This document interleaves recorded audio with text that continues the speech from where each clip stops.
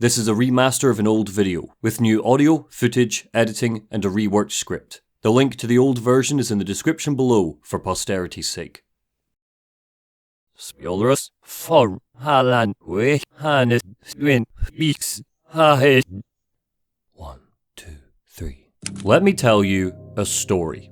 Halloween, 2003. I'm 9 years old. My family has been bustled off to a small village in the Scottish countryside. The sort of village that wasn't really a village, but a street with a school, a post office, and a bus stop. I hadn't made any new friends yet, so I was worried about going trick-or-treating alone. That sort of primal embarrassment you think you'll only feel as a child, but the older you get, you realise it never goes away. My father, seeing the anxiety etched on my face, said, "Come on, let's go for a drive." So, we drove. I asked where we were going as we rushed further and further into the darkness and the woods. No street lamps lit our way, the village was too far removed from civilization and the back roads hadn't been electrified. We're going to hunt for werewolves. As we pulled up to a woodland path, I was handed a torch. "Keep that on," my father ordered.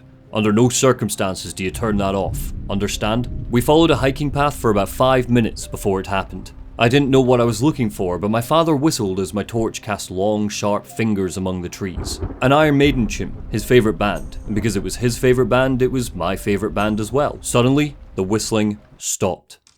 "What was that?" he hissed, whipping his torch off the path and into the trees. The weak beam was swallowed up by the dark. I shone my torch with his, timidly trying to strengthen the light. Our ears pricked at the howling of the wind, and we heard the snapping of a branch. It sounded close enough to be the breaking of bones. "I think it's time to go back," my father muttered, and I hushed my agreement. We started to march back to the car. My father guarded the back, I was in front. I remember looking back at one point and he was down on one knee. "My laces are undone," he ushered. With my gears cranked to spooked mode, I didn't see him put some stones into his pocket. A few seconds later, I heard the whistling of the wind and a sharp crack in the woods, like something had thrown a pebble against a tree. Our marching turned into a jog and our jogging turned into a sprint as we saw the car. The blood pounding in our ears emulated the sound of something in the darkness chasing us. The light of my dad's torch vanished as we hit the cool air of the car park. "The battery must have died," he cursed. He scrambled for his keys and dropped them with a frightened clink on the gravel. Panicking, I waved my torch on the ground as my dad scurried around, swooping them up. The werewolf, or whatever it was getting close. We dived into the car, the engine flared into life, and we hit the road. That experience in the darkness inspired my writing for years to come. It was the best Halloween I ever had. I know that there's a thing called writer's block, but just that term, if it becomes kind of a reality, if you believe in that term, you could maybe get writer's block. So a couple of years ago, I finally sat down and watched Twin Peaks for the first time. A show that's inspired a museum's worth of art, from Lost to entire genres of music to numerous video games. Life is Strange is a small mountain town with a central mystery grounded in reality and an unexplained supernatural phenomena lurking on the periphery. Deadly Premonition's main character, Francis Morgan, is practically a copy-paste of Twin Peaks' Dale Cooper, right down to the FBI origins, love of trees, obsession with a good cup of coffee, and speaking to an unknown figure when he thinks he's alone. Whether or not these stories are inspired by or stealing from Twin Peaks is a question I didn't really know I had when I first played them. I didn't know anything about the Black Lodge, or Bob, or Laura Palmer, or why everyone in the town is having an affair. Seriously, is there something in the water? By the time the pilot comes to a close, there are no less than 12 characters shagging each other. But looking back, I had a kinda sour taste in my mouth at just how many times I yelled, "Huh, that's just like insert video game here." And more often than not, the game that I'd insert would be Alan Wake. Alan Wake is a game, world, story which pulls heavily from numerous vibes. Stephen King, In the Mouth of Madness, The Twilight Zone, and yes, Twin Peaks, all chiming out a tune that's both colourful and monochrome. When I played it 14 years ago, yup, I feel old too, I was enthralled by its narrative, by its characters, its thrills, chills, and exploration of writer's block, but I didn't have anything close to an understanding of where the game's inspirations came from. And that is what we're going to try to do here. You don't need to have watched Twin Peaks to enjoy this video, but I will be discussing some details of the show while we go, especially the end of Season 2. So, sit back in your abstract space, brew up a cup of coffee, and prepare for an indulgent, leisurely stroll through a writer's personal hell. Does Alan Wake surpass its influences? does it go beyond its inspiration? The answer is yes, I love this game to my core. This is a commentary and critique of Alan Wake.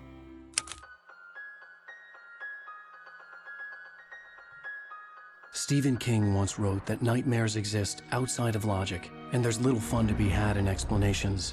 They're antithetical to the poetry of fear.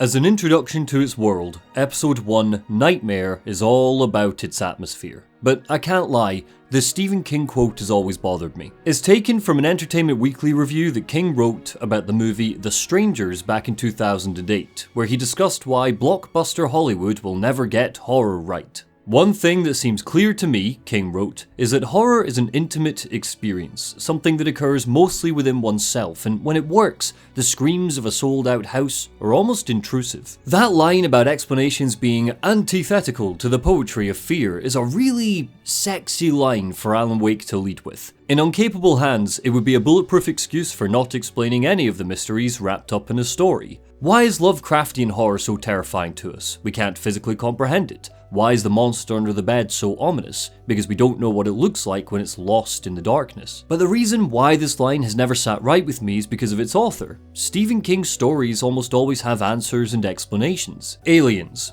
ghosts. The devil has been physically reincarnated and is amassing an army of sinners in Las Vegas. It's the process of not knowing, of being tugged along through a mystery which makes the horror real. If handled right, when the curtain is lifted from our eyes and we see the horror for what it truly is, it doesn't stop that horror from striking us in the amygdala. In Twin Peaks, an explanation to what the Black Lodge is can be given, but if that explanation is so expansive, so difficult to fully understand, then the horror remains intact. The fact that Alan Wake leads with a Stephen King quote above all else leads the player to read the King-isms in this game rather than the deliberate Twin Peaks parallels. Reviewers will often talk about how Alan Wake draws from the likes of Stephen King, but I think just commenting on this alone shows a surface level understanding of the game's inspirations. There are a handful of commonalities between Alan Wake and King. The fact our main character is a writer, you can tell because of the elbow patches. Or the small American town. They're just two examples, but Stephen King isn't the game's strongest inspiration. Creative director Sam Lake, seen here stealing my hair circa 2006, said as much in his interview with Ars Technica. The idea was that it is this action thriller, drawing inspiration on the story side from the works of Stephen King and David Lynch, and from David Lynch in particular, Twin Peaks. Alan Wake is more interested in bringing Twin Peaks to the game space, and moments after the King quote appears, we get our first direct reference. Our main character being lost in a dream which is desperately trying to teach him the rules that will encapsulate the coming days. Alan has hit someone with his car in this dream world, and it's the catalyst for all the weirdness to come. As a tutorial, the nightmare gives Remedy the opportunity to be more bombastic with its horror. The way the hitchhiker rambles and rants about what a shitty writer Alan is establishes his insecurities for us to empathize with. He has writer's block. He's commercially successful with his Alex Casey detective books, but after killing off his main character to free himself from the series, much like Paul Sheldon in the King novel Misery, his immediate sense of freedom has been darkened by an instilled fear that he won't be able to create anything of substance now. It's the sort of creative insecurities that every artist battles at some point in their career. That creeping worry that maybe you've peaked, that you'll never create anything as good as the last successful thing, is one that's difficult to quantify or provide guidance with. Sometimes, with writer's block, it's not about unlocking some depression or anxiety in therapy. Sometimes it's just about resetting some psychological wires, about rejuvenating your imagination, about, quite simply, forgetting you have writer's block. And as we see with Alan, that's easier said than done. Despite the kitschy horror of seeing Wake's dead face plastered on the side of a billboard, or the ramblings of the hitchhiker, or the eyeballs which suddenly appear on TV screens, as unsettling as they are, it's easy to feel like the spooks in the first 10 minutes of Alan Wake are kinda hokey. The game feel isn't sinister, it's explosive, but I feel like this is the point. This is the sort of horror Alan's exhausted mind can conjure. The great author with the great imagination isn't feeling particularly great when the game opens, so his dreams aren't going to be populated with great scares. The tension feels forced rather than lurking, and it's like the hitchhiker states. It's not like your stories are any good. Not like they have any artistic merit.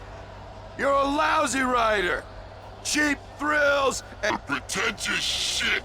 That's all you're good for! This is all reinforced with the tutorialization of the mechanics, but I don't think this is purposeful. There's a lack of imagination in how Alan is taught the things he's taught, even for a 2010 game. At 2 separate moments, Alan is put into a small arena to teach him how to dodge and kill enemies. The way the tutorial messages streak across the top of the screen yelling, "Well done!" after successfully following a command brims with joy and excitement that you managed to shoot the bad guy like an overbearing stage mum. Just like Dale Cooper's dreams in Twin Peaks, Alan's nightmare is a means for otherworldly beings to convey vital information in a cryptic way. There's no giant or little man here though. Alan's journey is overcast by an elusive bright ray of light trying to teach him about the monsters that await and how best to navigate them. This bright presence holds Alan's hand in teaching the mechanics, but instills a thematic seed when we're told, "For he did not know that beyond the lake he called home lies a deeper, darker ocean green, where waves are both wilder and more serene. To its ports I've been. To its ports I've been. Do you understand?"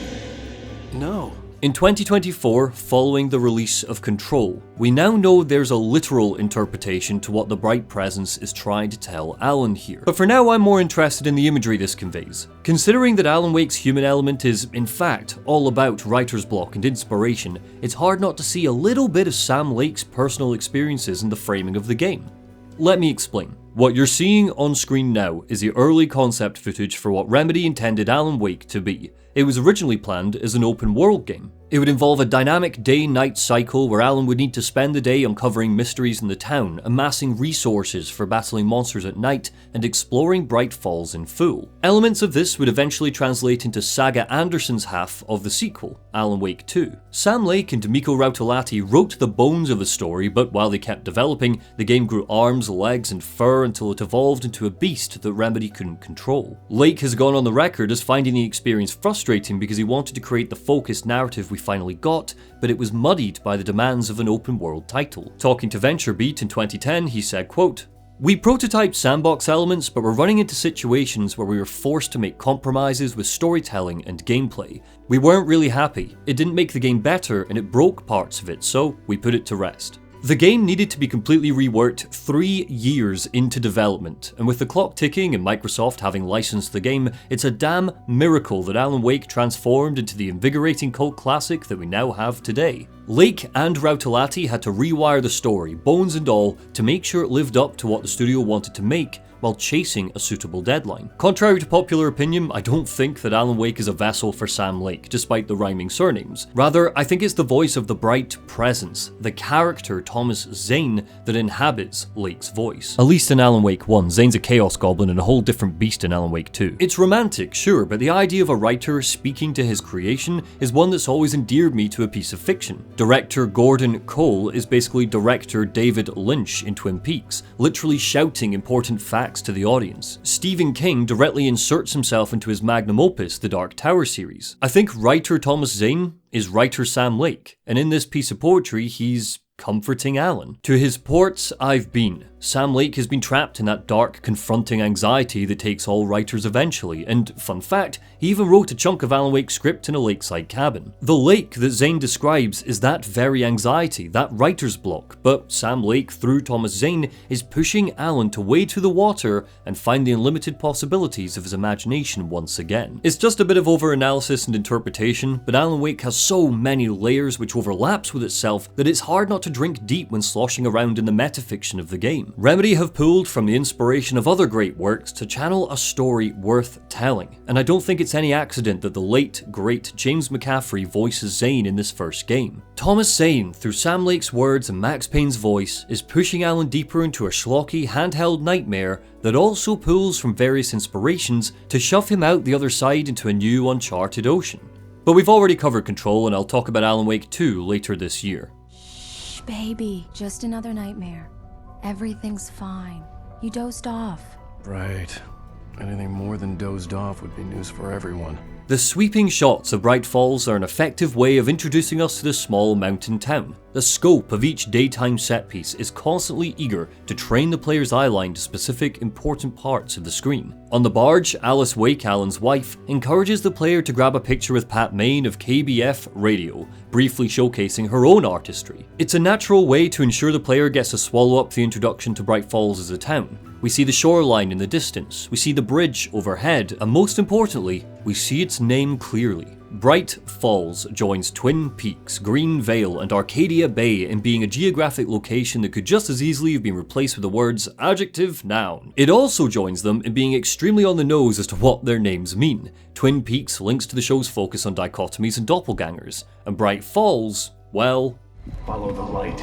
Alan Wake has aged surprisingly well though, despite holding some of the staples of 7th generation games. Its gloom is contagious, even if both versions of the game, the 2010 and remastered editions, have cutscenes with a bizarre washed out filter over them, a choice which is, unfortunately, just a sign of the times. The lip syncing looks a lot worse in hindsight, particularly with Alice, who looks like a stoned fish in some shots. That's a shame because Brett Madden infuses her with so much likability that it's hard not to feel Alan's loss when she's drowned by the darkness. Remedy are adept at establishing an all-encompassing essence to their characters when we first meet them, and the strength of the Wakes' relationship is planted by how they speak to each other. It's clear that Alice has booked this trip for her husband. His well-being is tantamount to her. Despite his grouchiness and overall dick-headedness, Alan is devoted to Alice. She's the only person in the world that he truly cares about aside from himself. And this is taught to us in how he always acquiesces her little requests, like grabbing a picture with a stranger as the barge floats into town.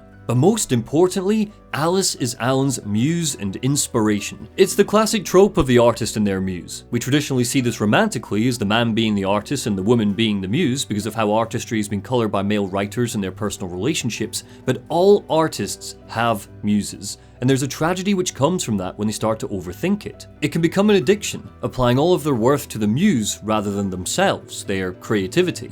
Alan Wake 2 will later go on to show us that this relationship isn't one-sided. There's an obvious dependency between Alan and Alice. Alice inspires her husband's writing and Alan inspires her photography, to the point where she completely doubts her own abilities. While the sequel will go on to make this subtext text and infuse it with power and importance in this story, we already see it a few times during the New York flashbacks where Alice's work office isn't dissimilar to a fan's shrine. And speaking of fans... Welcome to the Oh Dear Diner. Hi, I was wondering if you could help me.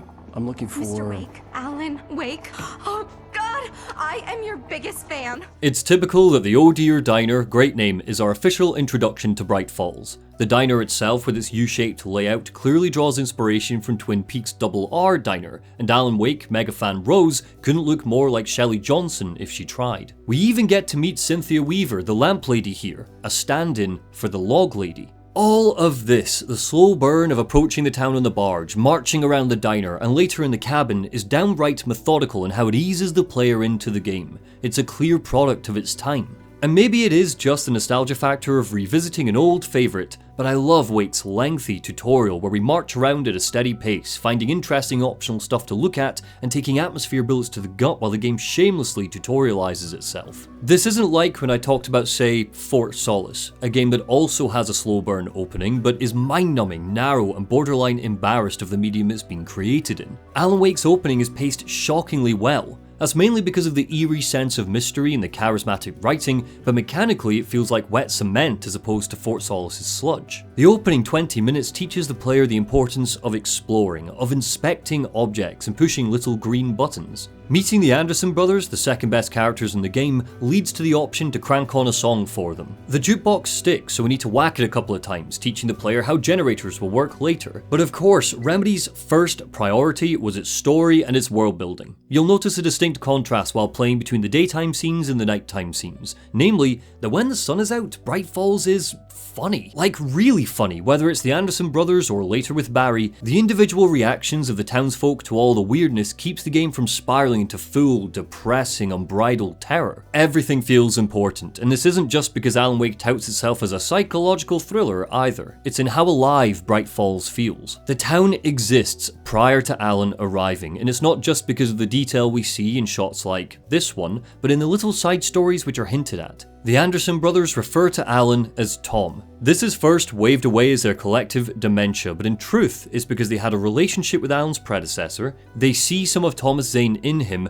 and it hints to a franchise-wide mystery regarding Tom and Alan's story. Rusty is here having his morning coffee, and he notes that the coffee's so good that it'll break your heart to leave it. But later, if you find the corresponding manuscript page, you can learn that Rusty was actually in love with Rose, adding depth and flavour to the existence of these characters in their relevant scenes. Very rarely does it ever feel like a character is only in a scene or area for the player to interact with them. They're following their own personal narratives and stories. Nowhere is that clearer than after the dark presence confronts Alan at the back of the diner. The design of the crone in the black dress and veil is already unsettling enough, but like a lot of horror in games, having control ripped away from the player to present it in a cutscene is rarely what gets the heart pumping. No, what's actually unsettling is when control is returned to us. If we march down the hallway and decide to turn back to get another glance at her, we'll see that the old woman has disappeared altogether. Ooh. It's a tiny detail and one which some players may miss, but that is where Alan Wake's spooks seep in. Despite himself, Cauldron Lake already gets Alan's creative juices running. When he and Alice arrive at the cabin, he sees initials inscribed into a broken stump.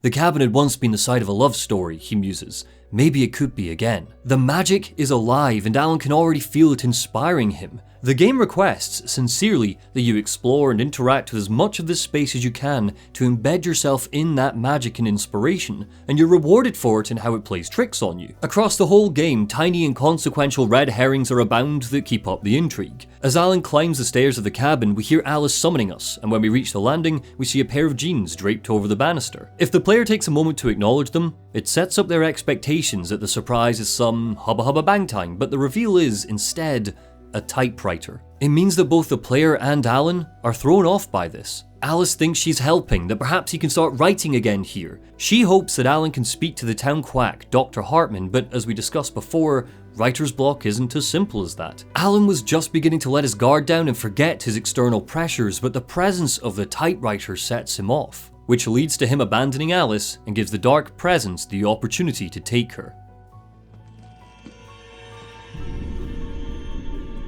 Oh no! The lake eats Alice. What do you mean by eaten? Eaten Alice. Alice is in the lake. The lake has eaten Alice. Okay, so she's fallen into the lake. The lake has eaten Alice. She fell into the lake. Gosh, you'd be fun to tell a horror story too, wouldn't you? Without thinking, I can't wait to do Silent Hill one day. Okay, fine, the lake noms Alice, and Alan regains consciousness in a crashed car on the side of a cliff with no memory of what happened after that. We have our mystery. The beauty of Alan Wake's storytelling isn't that Alan has amnesia is the be-all end-all of its thrill. What Alan did for the week he's missing is answered gradually, but by the halfway point, the player understands exactly what he's been up to, and attuned players will figure it out almost immediately. The first manuscript page he finds basically tells us that he's been writing a new story, Departure, just like he wanted, but the supernaturalism is where the complexity lies. It is just a shame, again, that tonally the game's tutorial descriptions are at odds with this freaky introduction to the main gameplay. Alan is lost in the woods. Alice is missing. This is a queasy situation to be in, but after you find a manuscript page, the game is ecstatic about this, with all of its hopping exclamation marks. Rather than stating the collectible as fact, it yells, "Hey look, you found a manuscript, isn't this exciting? Oh my god, oh, I hope there's nothing weird going on, look." What follows is standard where the game's overall structure is concerned. Each episode opens with a daytime section in Bright Falls, chucks Alan into the woods for a bit to be spooked, and then ends with a mouth-watering cliffhanger or teaser. That sounds like a criticism, but honestly, I can think of worse ways for Alan Wake to structure itself. The use of episodes to break up each section would work stronger if Remedy had, in fact, released the game episodically, but A, using the Telltale model would be annoying as hell, and B, this narrative device simply keeps the game adjoined with its greatest inspiration. I'm gonna look at the level narration in a later part, but for now, it's important to highlight just how commendable this focused structure is. As I mentioned before, Remedy initially planned for Alan Wake to be an open-world game, similar in concept to Deadly Premonition, but because it abides by these narrative rules, everything is tighter and the world building and storytelling is what takes center stage. The game almost never overstays its welcome, but we'll get there. As Alan rustles through the woods, he runs into Carl Stuckey, the owner of a gas station and local premium rental cabins. Why is Stuckey's profession so important? Well, Carl Ducky. Pleased to meet you. Non-refundable reservation deposit required.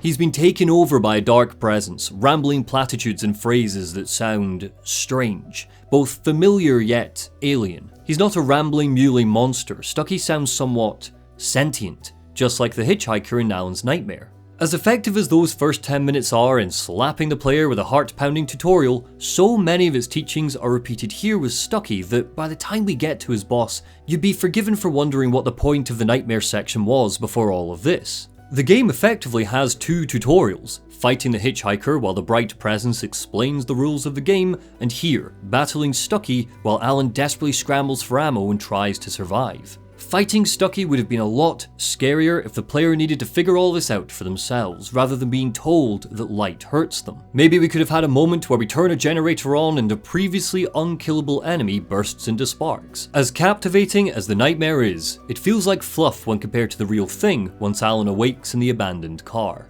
Outside, there's only darkness. Outside the cabin, outside the story, there's only darkness. I can feel her presence in the dark.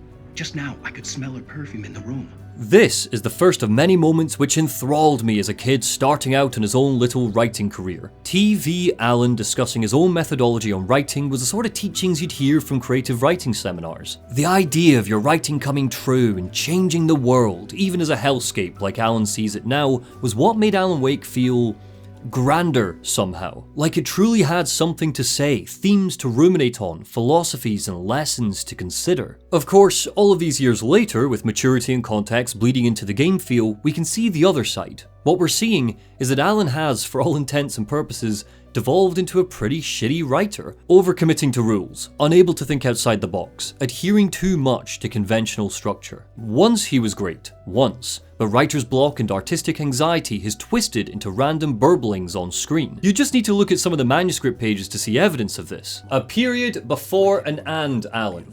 Really, why can't Alan just write that he saved the day, killed the darkness and rescued Alice?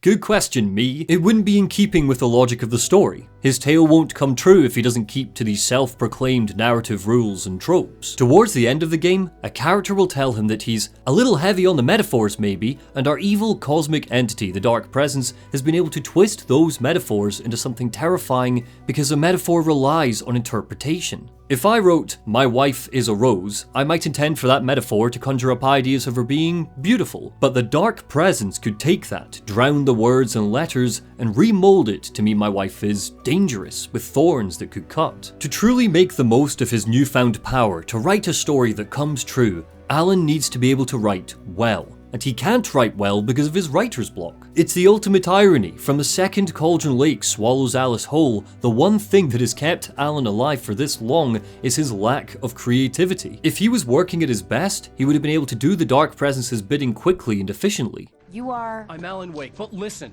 I was in a car crash. My wife, Alice, she's missing. Calm down, Mr. Wake. We were staying in a cabin on the island, on Cauldron Lake. There's no island on Cauldron Lake, not since the big eruption in the 70s. The episode ends with us being introduced to one of our main characters, Sheriff Sarah Breaker, and I'd be amiss if I didn't highlight the parallels between main characters teaming up with law enforcement both here and in Twin Peaks. Of course, in the show, it was an absolute necessity. Dale Cooper was an FBI agent. He was here to cooperate with local cops in the form of best boy Harry, and the friendship between the two characters formed one of the few grounding realities there were in the show. With Alan Wake, Alan is immediately distrusting of Sarah. One of the manuscript pages tells us as much. He's aware that this horrifying night has potentially come to an end in the bloodiest way imaginable, with him killing one of the townsfolk. For now, Sarah Breaker isn't necessarily our friend.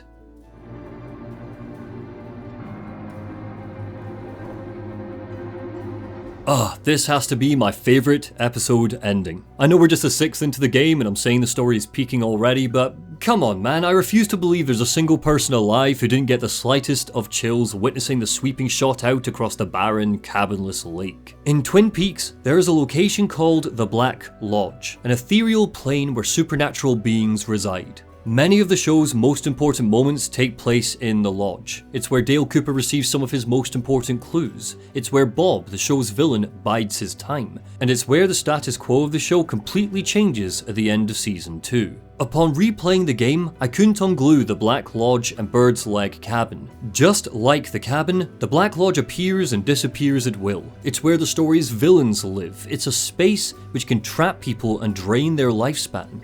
If that is what the Black Lodge does in Lynch's story, where has the cabin gone in Remedy's?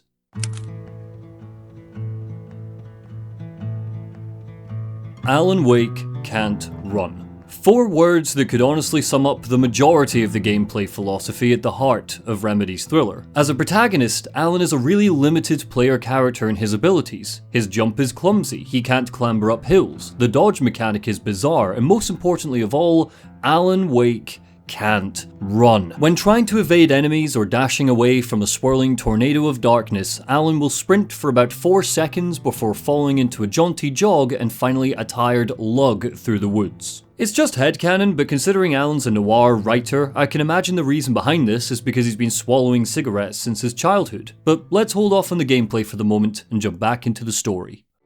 Tell me a story, writer. Okay. I used to have these nightmares when I was a kid. The dark really spooked me, too. When it got really bad, my mom gave me this old light switch. She called it the clicker.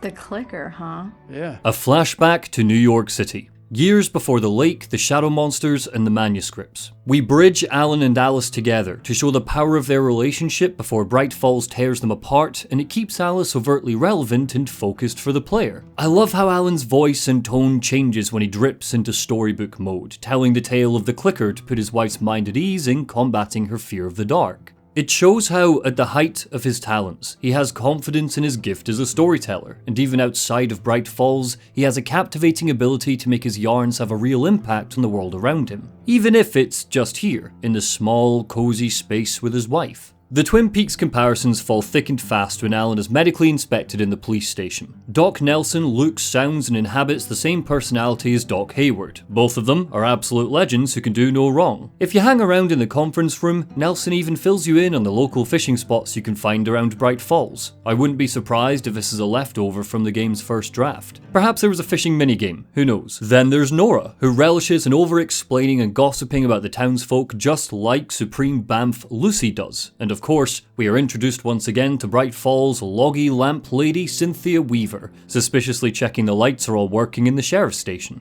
Alan gets a call from an unknown number, and an ominous voice barks down the line that he's got Alice, and if we want to see her again, we'll meet him at Lover's Peak later that night. Romantic. But before we can leave, we get introduced to yet another Twin Peaks surrogate in the form of Dr. Emil Hartman, taking on the sinister, weird, and opportunistic role that Dr. Jacoby inhabited in the TV show. This is your shiny gold shovel. 2 coats.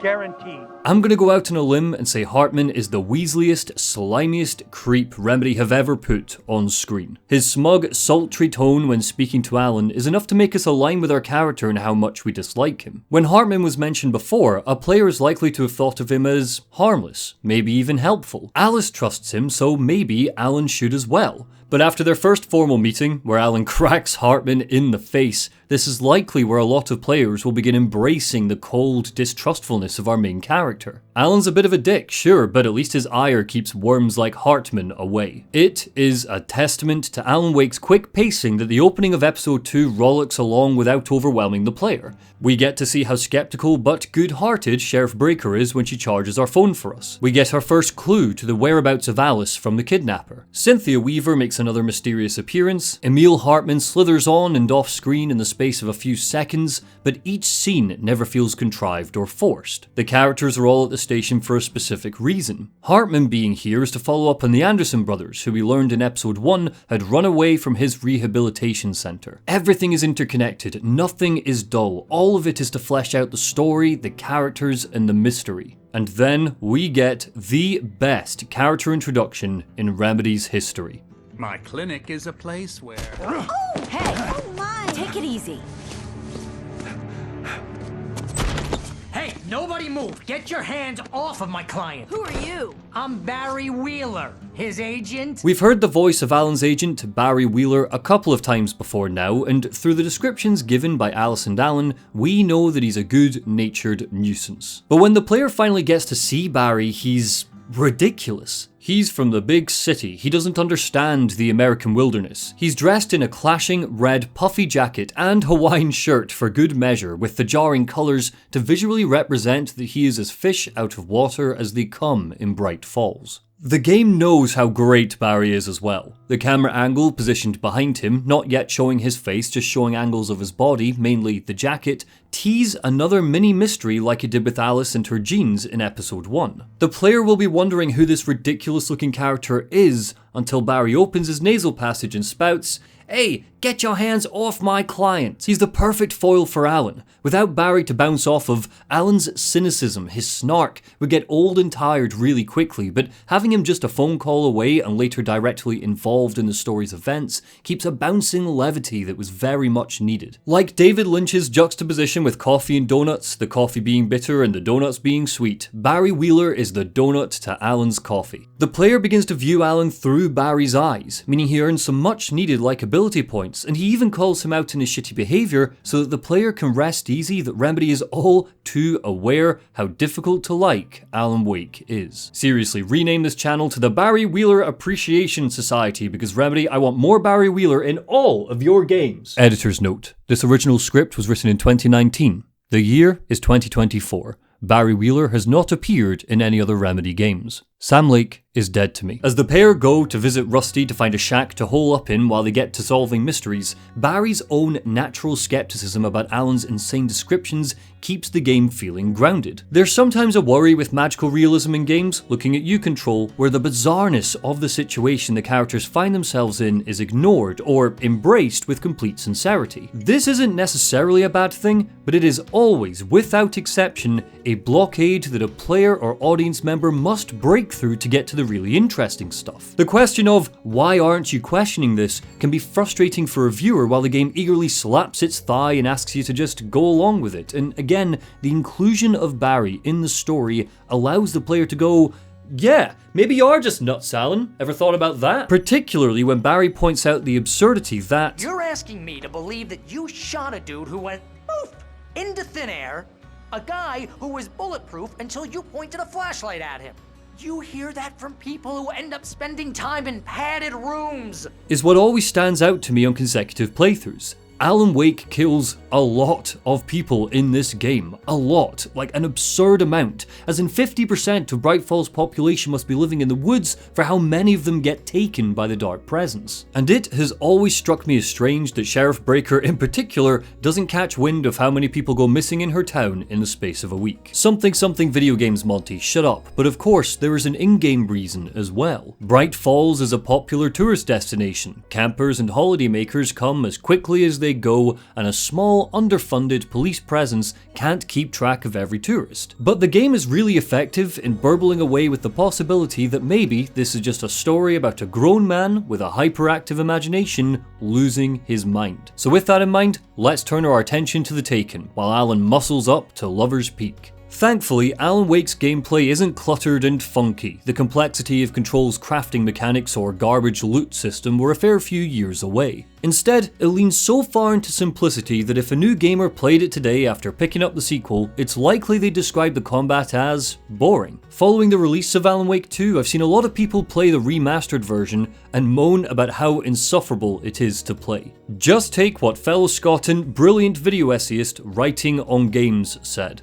The hordes of identical enemies you will go up against again and again and again somehow manage to strike that oh so imperfect balance between hopelessly predictable and just inconsistent enough to annoy rather than scare. Alan doesn't start each episode with the weapons and ammunition he's collected from previous episodes, so it minimises the macro importance of resource management as a whole. There's a lot of standing around and waiting. And as we mentioned before, Alan Wake can't fucking run. This would be a fair assessment, all of this, but I would tear my own eyeballs from my head if I couldn't at least try to explain why, back in the day, the combat was exactly what it needed to be, despite preferring the sequel's survival horror approach. The central mechanic of needing to use light to burn the darkness away before an enemy can be made vulnerable is one of those rare melds we see in all great games. Meshing of motif and gameplay. Your greatest resource in the game isn't necessarily the bullets, it's the lithium batteries, and if you're not careful, you will run out. Without his torch, Alan is completely useless, and in the few moments where that does happen, it's a simple but effective way of ripping any sense of power and control from the player. The Taken, as they stumble through the undergrowth towards you, are faster than they may first appear, and that speed is what makes them such a threat.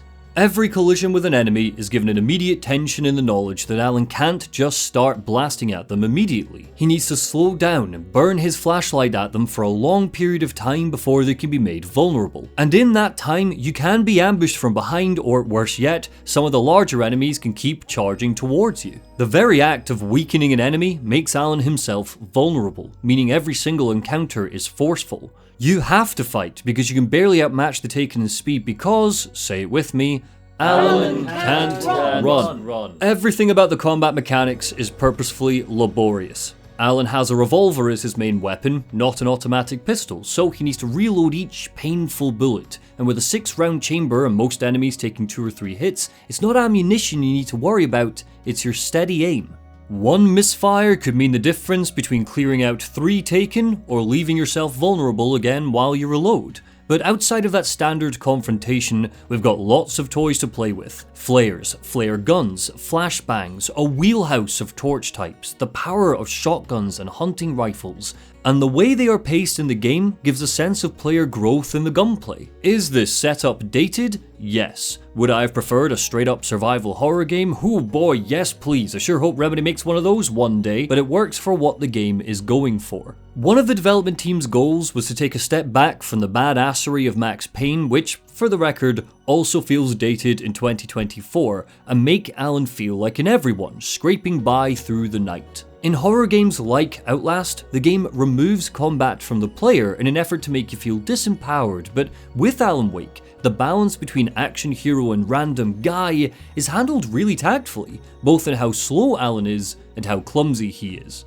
Generally, solace comes from the projectiles. Flashbang grenades are a gift from the gods, but like with any grenade, once the pin is pulled, there are those slow, agonizing seconds while you wait for it to go off and illuminate the Taken. And when they do go off, Remedy's fantastic particle physics which made Control, Quantum Break and Max Payne such wonders to gorge on are on full display. The way a Taken just lights up and explodes, parts of them dissipating into the air, is always going to feel satisfying at the end of a long, tense encounter. When you are ambushed, because you will be, a lot, it's likely that in your panic you'll fumble the game's dodge mechanic because almost maniacally, Remedy have mapped Alan's dodge to the same button as his sprint function. So rather than jam circle or X to roll out of the way, like in most games of this era, you'll need to pray that you've timed it just right to give Alan a slow-mo getaway. I don't think this is like, for example, The Evil Within, where the jank is constantly getting in the way of having a good spooky time due to the unreliability of its mechanics and encounters. The combat is reliable, as are the timings. The dodge is always supposed to be treated as a last resort to using your torch to slow enemies down, alternating between them, and using the various types of resources the game is constantly throwing at you. At the risk of comparing Alan Wake to Resident Evil, the clunky design of that game with the tank controls added tension to each battle. The same can be said with Alan Wake's lack of mobility. Just because Alan has a 360-degree axis doesn't mean he's adept and agile. Aside from the Taken, you also need to contest with inanimate objects which come to life with groans and screeches. Usually, random pipes or wheelbarrows will shake and quiver with the darkness and launch at you. A poltergeist, an unseen presence, begins to attack or inhabit gates to block off progress. These are as irritating as a rash in the armpit, but that's not a criticism. There's nothing wrong with irritating enemies, it's a concrete way to build up a particular hatred by the player. But what really gets my goat about the poltergeist is that it shouldn't be here. The poltergeist was a pure, unbridled accident. During their first pass at the game, Remedy noticed that the physics engine would make random objects quiver, shake, and leap about like frogs, and quite simply, they didn't know how to fix it in the time left during development. So, they infused these bugs with damage points, a couple of sound effects, and a misty darkness, and boom, you've got yourself a new enemy type. And of course, then there's the birds, but let's sit on that for now. Come on, we gotta get moving. More of them coming. That flashlight's kid stuff. The flares won't keep the bastards away. For a game so meticulous in its elaborate mystery, it still shocks me that Alan Wake spoils one of its micro-twists in such a dumb way. When Alan is rescued by this mysterious man in the woods, the objective marker spoils who the man is. Sure, it's not 2 minutes later when Alan grumbles to himself that this man must be the kidnapper, but Alan's internal musings are much more interesting than text on a screen. Alan Wake is always trying to keep its gameplay fresh. I've heard it described as just running through some woods for 6 hours, and yeah, sure, if you want to be reductive about it, that is a lot of Alan Wake, but there are constant little changes which keep the gameplay invigorating. With the kidnapper, Alan is without a gun. The wily wanker has nicked it, so you need to work together to disarm the Taken and wait for the kidnapper to gun them down. This is another example of how the game makes you feel vulnerable. You need to rely on the kidnapper to aim at the enemies you've weakened, and both the player and Alan have little control over how this plays out because we need to rely on the kidnapper's crap aim. Oh, shoot them, you thunderfuck! The kidnapper reveals that he will trade Alice for the entire future-predicting manuscript, which we don't have. We get into a quick fight with him and he races off into the darkness, yelling about how Alan has 2 days to get him the manuscript. But here's the beautiful thing. The kidnapper could be taken in a video of his own, analysed, and you could extract all of the greatness of Alan Wake from that analysis. All of the details about him are revealed to us through in-game dialogue, environmental storytelling, and the manuscript pages, right down to his name. The realisation that he's the guy from the barge at the start comes from Alan's personal musings. His name, Mott, is only revealed through off-the-path manuscript pages. The same goes for his characterization. His sick, twisted fantasies about torturing Alice are there on the page, but not explained in-game. The reveal that Mott's boss is actually Dr. Emil Hartman is only learned by examining a photograph in Hartman's clinic. All of this information is optional. A player could coast through the game without ever learning Mott's name, or who he works for, or what he even wants, and it's one of the things which, I think, makes this some gorgeous game-based storytelling. Al treks back to Barry, and as he pulls up to the cabin, we see a storm of birds circling above it, waiting for us. Barry yelps that it's all gone a little bit Hitchcock, and we enter into what could be described as a boss fight. There's a fantastic in-game reason for why the Dark Presence uses ravens to spy on us, and I'll get to that, but there's also an inspirational reason as well. Once again, driving over the hill to Twin Peaks, that show's villain, Bob, spies on our characters through owls. I never really understood why Lynch chose owls to be our evil birds. Maybe it was just the idea that they're all-knowing? Did they symbolize something? I feel like they symbolize something. Ravens link to the Anderson brothers and Norse mythology, but if we narrow our scope to Finland specifically, which we probably should considering Remedy is a Finnish studio, we can pull out something a little more symbolic. In Finnish folklore, the raven is a being come from Lempo. Depending on who you ask, she seems to be the goddess of love and fertility, or the goddess of arrows and ravens. Which seem like polar opposites of the god spectrum, but I'm Scottish, our old gods don't give us much of a leg to stand on. Lempo's ravens were gifts to witches and shamans so they could communicate with Alinen, the underworld. I initially thought that this was all a big reference to the witch, Baba Yaga, considering that's what the Anderson brothers call Barbara Jagger and her name lends itself to be shortened that way. But Baba Yaga isn't Norse in origin, she's Slavic. It's a great example of how universal the Dark Presence has been characterized. It's a melting pot of inspirations that Remedy have whirled around in a cauldron the size of a lake to draw out their own monster. So, let's talk about the frights. Is Alan Wake a horror game? The box art labels it as a psychological thriller, and Sam Lake has tried to distance the game from the horror genre in interviews. Taking from a 2010 chat with Game Informer, he said, quote, "We definitely feel that this is more of a thriller than a horror title. Very often when you're talking about video games and horror, everyone thinks about blood and gore and big monsters coming at you. That's definitely not what Alan Wake's about. It's kinda stylized, building atmosphere and mood, and at the same time, it's an action game." Well, there you go, question answered, on to episode 4. Okay, fine. It's a little more complicated than that. See, Alan Wake might tout itself as a psychological thriller the same way that Control touted itself as new, weird, but just like Control, boxing Alan Wake into one narrow subgenre does it a disservice. Control can fall into a broader bracket of sci-fi. Alan Wake can fall into a broader bracket of horror. At times, it can be extremely unsettling, whilst missing some golden opportunities to up the spook factor. And interestingly, there's even certain points where it dampens its terror. There was an island there owned by a guy called Thomas Zane. Now, some of the articles I found about him make him out to be a famous writer, but I ran a bunch of searches, couldn't find a single thing he wrote. Alan and Barry go to see Rose in the Bright Falls trailer park. The world continues to feel fleshed out and real in the tiny details that transform the NPCs from static exposition to people. Paul Randolph, the owner of the park and a guy who mercifully avoids being taken in the story, has a limp, which Remedy not only wrote in for him as a character, but also took the time to animate. It's this sort of realism that established the game as a cult classic back when it released. But these tiny details also make the horror of Alan's situation feel more real. The player is filled with dread when we meet Rose and see how the darkness has stripped her of her excitable jitters. The murder of Rusty in episode 2 feels tragic and horrible because the game uses the manuscripts and the strength of its character writing to give them extra dimension. Barry is used as our exposition dump while we explore the park, but the script remembers to keep him bouncing off of Alan and Paul. Paul brings his small town knowledge to flesh out what we're being told, and Barry keeps getting annoyed by these interruptions. We're not just getting exposition here, we're getting to see Barry's deep desire to be Alan's only friend.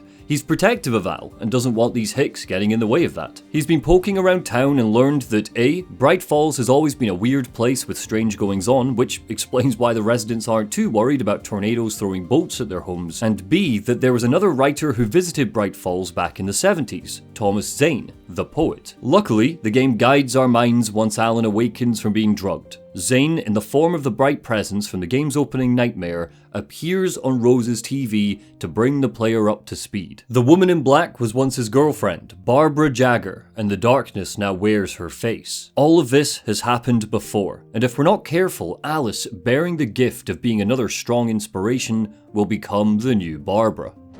God knows what you've done to that poor girl. This is Agent Nightingale, FBI! Get him up, Hemingway! You're under arrest! Alan being drugged until night falls is very convenient, but it launches us into the next long section of gameplay. And when I say long, I mean long. Episode 3 starts off so powerfully with the introduction of Agent Nightingale, the unhinged FBI agent hunting for Alan through the woods. He stinks of booze, his already hazy mind warped by the manuscript pages he found, predicting his future. The rattling off of nicknames when he refers to Alan, Hemingway, Lovecraft, and my favourite intonation, Spillane, makes him an immediately hateable villain. Again, this is something that the game excels in. But there are a couple of issues here. The first is that the game never tells us why Nightingale is hunting Alan. That information is saved for the Alan Wake Files, a fun collectible that came with special editions back in 2010. It turns out that Nightingale had a partner, Agent Finn, and together the two agents were known as the Righteous Brothers. They did everything by the book, they didn't even drink, but then Finn was killed by the Dark Presence,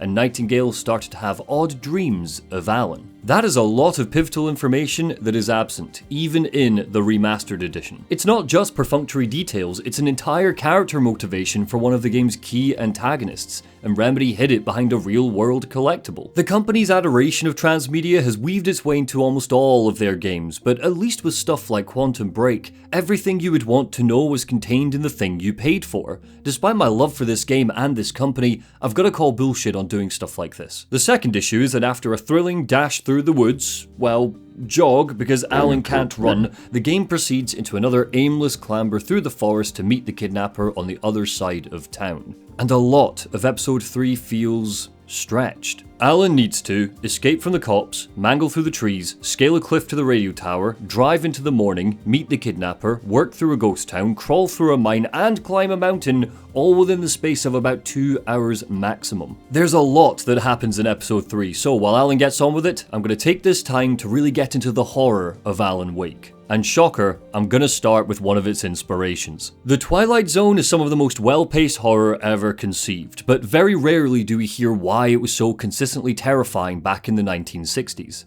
The show operates in the mundane. The sinister combination of everyday people and supernatural situations is what makes it so damn unsettling to a viewer. Sure, sometimes we get episodes like Time Enough at Last, set in an apocalyptic future, but they're stuck between classics like the episode It's a Good Life. This episode focuses on a small American family and a young son that lacks empathy. This isn't a story about ghouls and goblins, it's a story about a human being that is just very, very wrong. Even today, with the dated cinematography, it's hard not to be drawn into the possibilities of a Twilight Zone episode. That creeping unease that out of the corner of your eye lies something odd, that our personal interpretations of the universe are so very wrong. That our boring, ordinary lives could be tipped over with ease is a deep-seated fear for everybody. The Twilight Zone didn't just absorb a viewer by depicting scenarios and people that we could, at first, recognize. It also broke the fourth wall.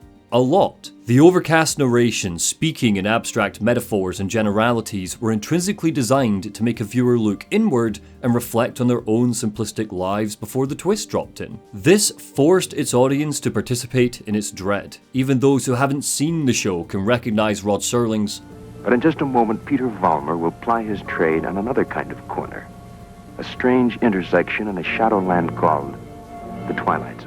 Alan Wake adopts both of these tactics in its horror. It breaks the fourth wall with the manuscripts. The very fact that they predict upcoming moments not only make the mystery more compelling, allowing the player to guesstimate where each episode is going, but it also justifies Alan's incessant inner monologue. This isn't necessarily Alan ruminating on the shadows in the night, it's his narrative voice. Wake's voice actor Matthew Peretta, seen here in Robin Hood Men in Tights, purposefully drops into Alan's distinct storytelling voice when he voices his concerns.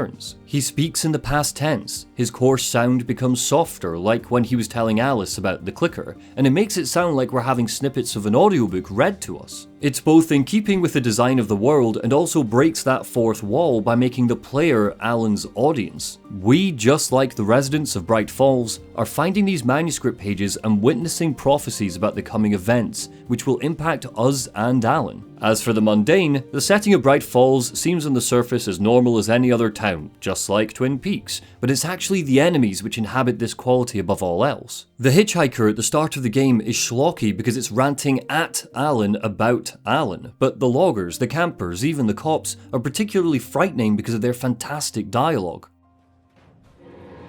You have the right to remain silent.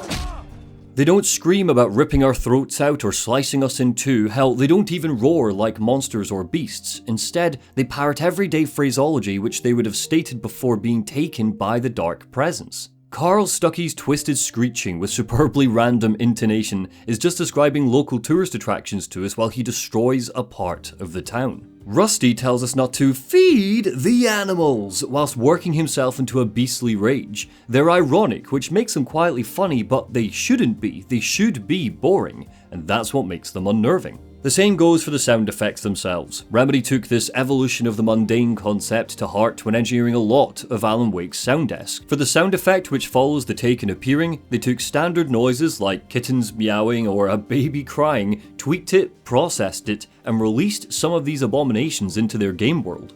When you're not battling the Taken, the static objects which come to life keep the player on the edge of their seat as well. Episode 4 has a boss fight against a combine harvester possessed by the poltergeist. We're forced to creep by it while it lies dormant, a classic horror trope, in keeping with the game's steady climb of tension. We know that the harvester is going to burst into life with a mechanical roar that makes it sound like it's screaming in pain, but Alan doesn't. The dark presence itself is strengthened as a horrific pursuing force in episode 3, because as Alan races away from the cops, they are ripped apart by it, taken by it, elevating it to an unobstructed menace that Alan can't fight, no matter how many flares he has.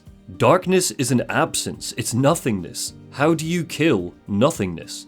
And speaking of the flares, hot damn, these are the most interesting combat strategy by far when it comes to the game's examination of horror. Dropping a flare keeps enemies at bay, but doesn't do too much damage. It's effectively Alan's way of grabbing a breather after running for 2 full seconds. God damn it, Alan, how are you out of breath? But aesthetically, the flare illuminates the woods in a deadly, ominous red colour, making your foes more hideous in its glare. Remedy's lighting engine, Northlight, was designed from the ground up for Alan Wake. In less invested hands, the sprawling woods would lose a lot of their charm without the light bleeding through the branches. And the way both Alan's torch and the flares cast shadows that swell up under the glare always makes the threat of the darkness seem greater than it already is. Even 14 years later, the lighting of this game is something to stand in awe of, purely because it's not just beautiful for beauty's sake. It also strengthens the claustrophobia of the woods. In games like Outlast or Alien Isolation, shadows are your friend. Creeping through the darkness is like a warm blanket, protecting you from the sightlines of enemies.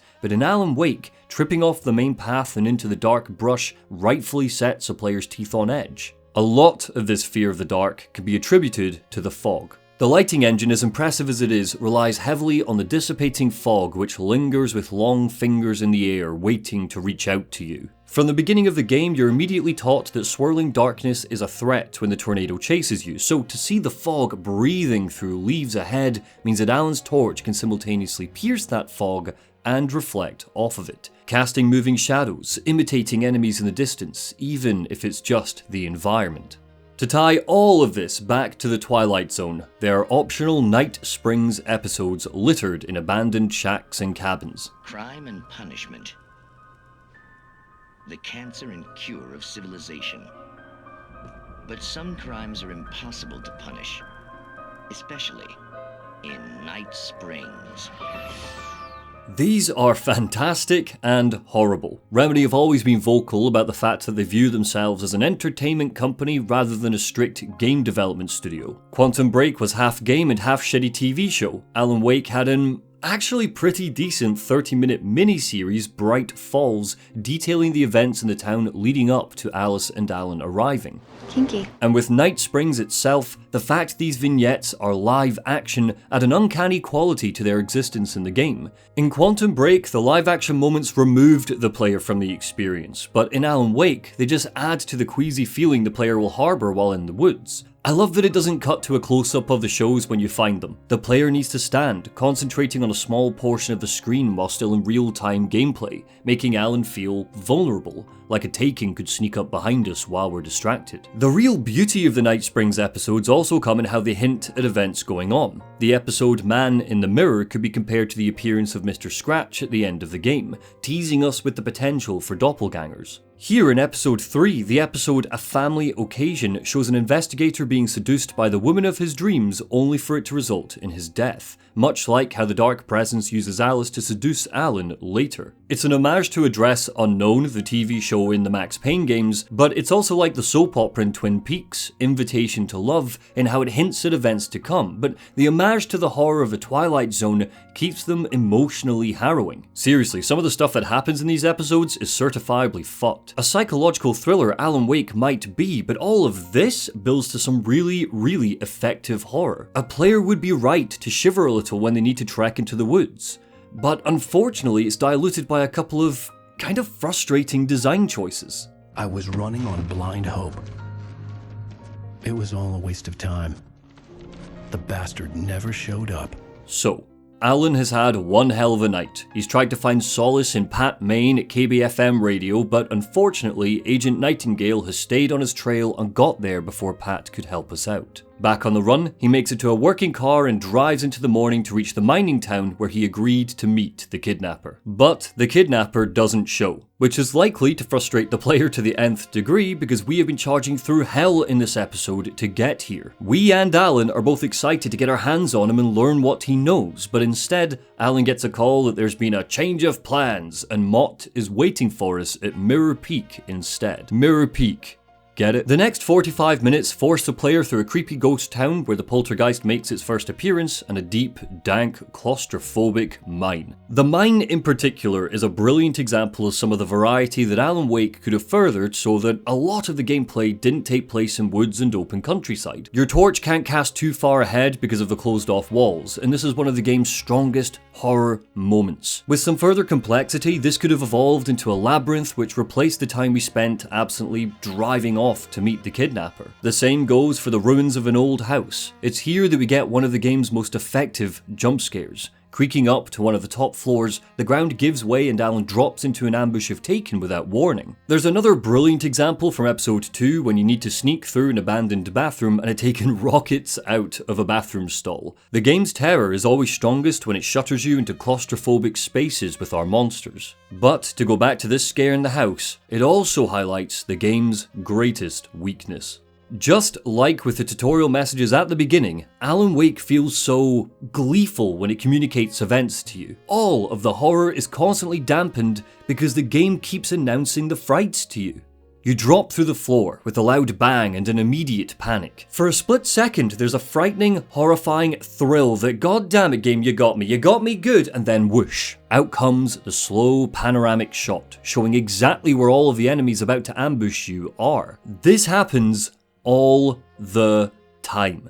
Whenever an enemy or a spook appears, the camera pulls right back, a screeching musical motif is played on strings, and sometimes we even get a panning shot of the Taken in slow motion like Remedy have been glugging too much Zack Snyder juice. Every single time this happens, which is constantly, that slow build-up of tension, of the shadows casting figures in the woods, of the moving fog, the deathly red lilt of flares, or the fantastic sound design of the Taken snapping branches around us, is immediately released by the game drawing attention to the scary thing before the scary thing is allowed to happen. If a genie appeared right now and offered me 3 gaming wishes, my first wish would be that you, yes you, person watching this who's never played the game, go away from this video and try it out, but my second wish would be that Remedy took this out. Alan Wake is at its scariest when you're questioning things you see out of the corner of your eye. Taken march alongside you through the woods, they dart behind rocks when you spot them, they patrol around some of the cabins you enter to explore. Hell, if you see a light in the distance and start sprinting to it, the camera lowers down to the ground and tilts slightly,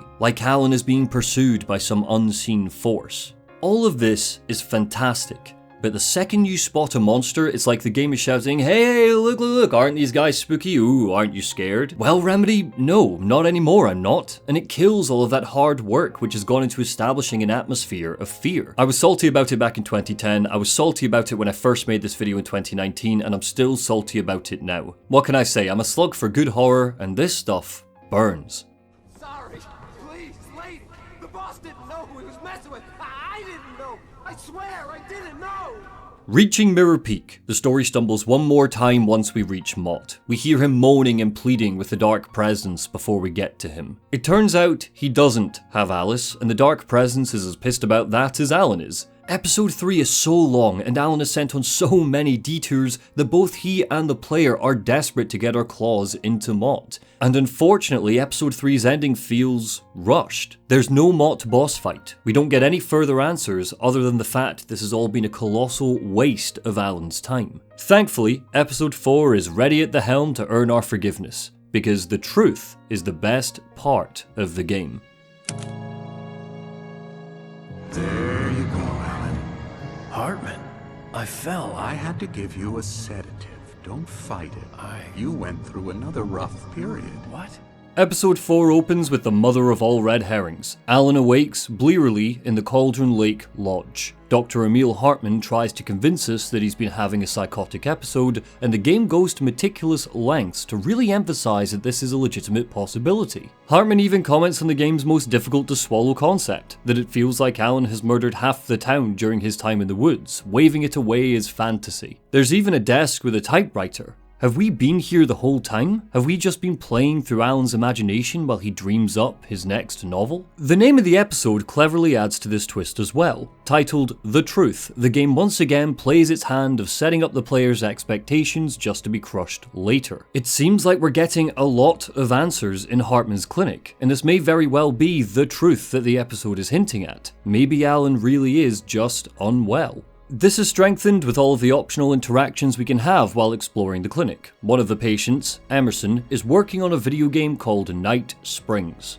This is likely Alan's inspiration for the TV shorts we've encountered in the woods, right? A large picture in one of the corridors shows Hartman and the kidnapper, Mott, together. Did we really chase him through the forest, or is Mott just an employee of the clinic who is inspiration for Alan's writing? The whole section goes on just long enough that it starts to be a little bit convincing. But of course, then the game begins to drop just enough little details to make us doubt Hartman. He's suspiciously sporting a bandage where Alan whacked him in the police station, so that must have happened. If Alan has been writing this whole time, why is the stack of paper next to the typewriter blank? Meeting the Anderson brothers, they call us Tom again, and a lot of the shared experience they describe seems to align with Alan's. They even give us one of the most interesting narrative details so far, the source of the storms and the birds. Both were part of the Andersons' artistic spirit, Odin's ravens and Thor's lightning, and the Dark Presence stole them, making them real, weaponizing them. This motif of cynical, uncreative beings sucking the juice from those around them is one which isn't just registered with the Dark Presence. It's at the heart of Hartman's characterization. He's parasitic, he knows the supernatural secret of Cauldron Lake, and he's exploiting the artists which live here. Hartman is a direct threat who's loomed over the story since the very beginning when Alan found his book in the back of the crashed car. He is a fantastic character that would later go on to be one of the best monster designs Remedy have ever created in Control's DLC. Zane! You're alright, Tom. Hey, we like him, don't we, bro? He's gotta go to the farm. The Anderson farm. Valhalla!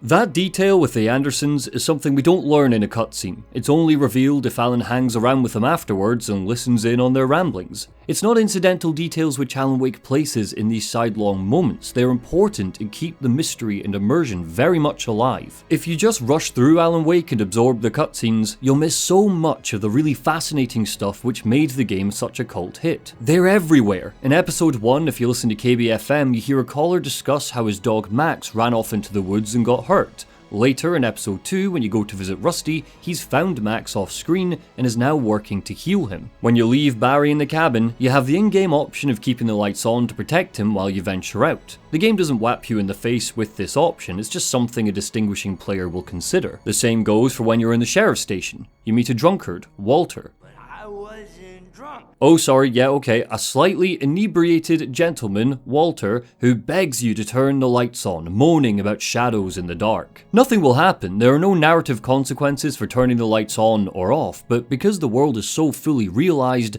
everyone I've spoken to has always turned the lights on to help wee Walter out. In episode 3, while dashing through the woods, Alan will come across the ruins of an old house. Creeping into the basement, his torch illuminates ultraviolet insane ravings of a mysterious writer. Seeing Tom scratched into the brickwork, ranting about how they were betrayed keeps the horror character centric in its uneasiness. Somebody in this town is clearly unstable. CW loves TZ is drawn on the walls, an easily missable detail that the player can use to figure out A, who's been leaving us the batteries and the bullets, and B, that the lamp lady Cynthia Weaver, CW, knows more than she's letting on. Even these ultraviolet markings hide some of the game's poetic foreshadowing. Finding the phrase, "old gods know the truth," sloshed against a wall is the sort of Lovecraftian imagery you'd see in a game like Bloodborne, but in Alan Wake's world, the hints are symbolic. Thor and Odin are old gods. They marketed themselves as Asgardian deities. The truth always hides in plain sight.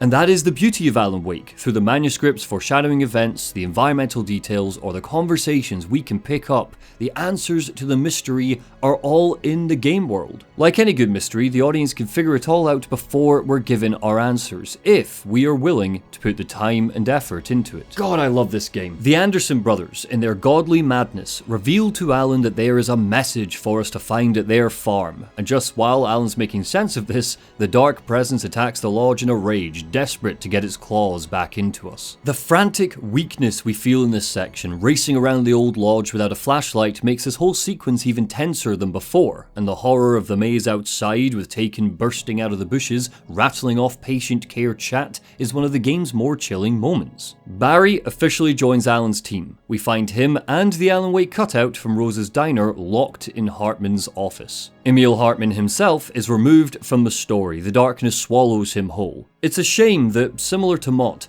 Alan doesn't get to enact some form of vengeance in the form of gameplay, but there's a gorgeous little character moment captured in Alan's sneering grin as he hears Hartman scream. Alan might be the hero, but he's not necessarily a nice guy. If you point your torch to any Stephen King protagonist, you'll likely find similar qualities. Paul Sheldon is a total arsehole, and he doesn't exactly learn his lesson by the end of the book. He's punished for very separate reasons. Jack Torrance is a father who despises everyone except for his wife and son at the beginning of The Shining. Alan is extremely flawed, right down to his indignancy, and we'll see this play out in a host of interesting ways when we get to the sequel. But after this twisted shadow falls from Alan's face and we escape the clinic, Episode 4 stops focusing on terror, much to its benefit.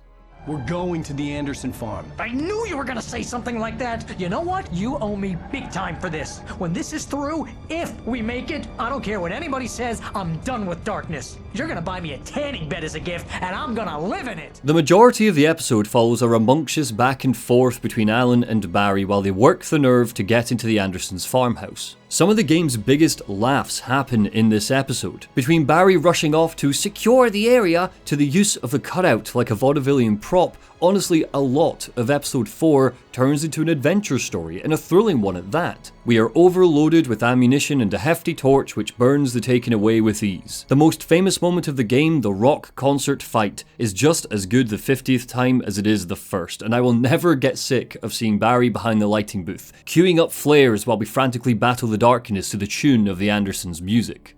And let's talk music, because the David Lynch influences can even be seen here. Lynch famously places great emphasis on the sound design and music used in Twin Peaks. During the 3rd season, every single episode ends with a short vignette in the local bar before running into a live stage performance of a band and song that Lynch himself just really liked. He even wrote one of the main songs in the show, Just You, sung repeatedly by the worst character in Twin Peaks, James, to reinforce his devotion to the recently dead Laura Palmer.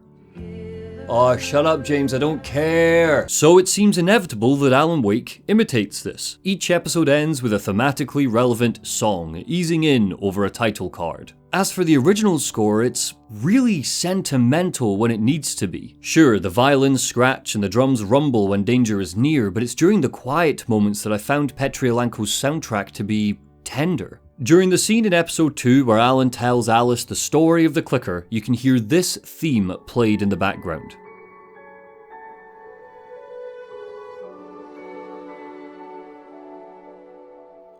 The clicker theme is really Alice's theme. It's the theme of the Wakes' relationship. It's tentative, quiet, minimalist, just like the moment the two of them are sharing in their candlelit living room with no distractions from each other. But it also pulls directly from Alan's writing theme.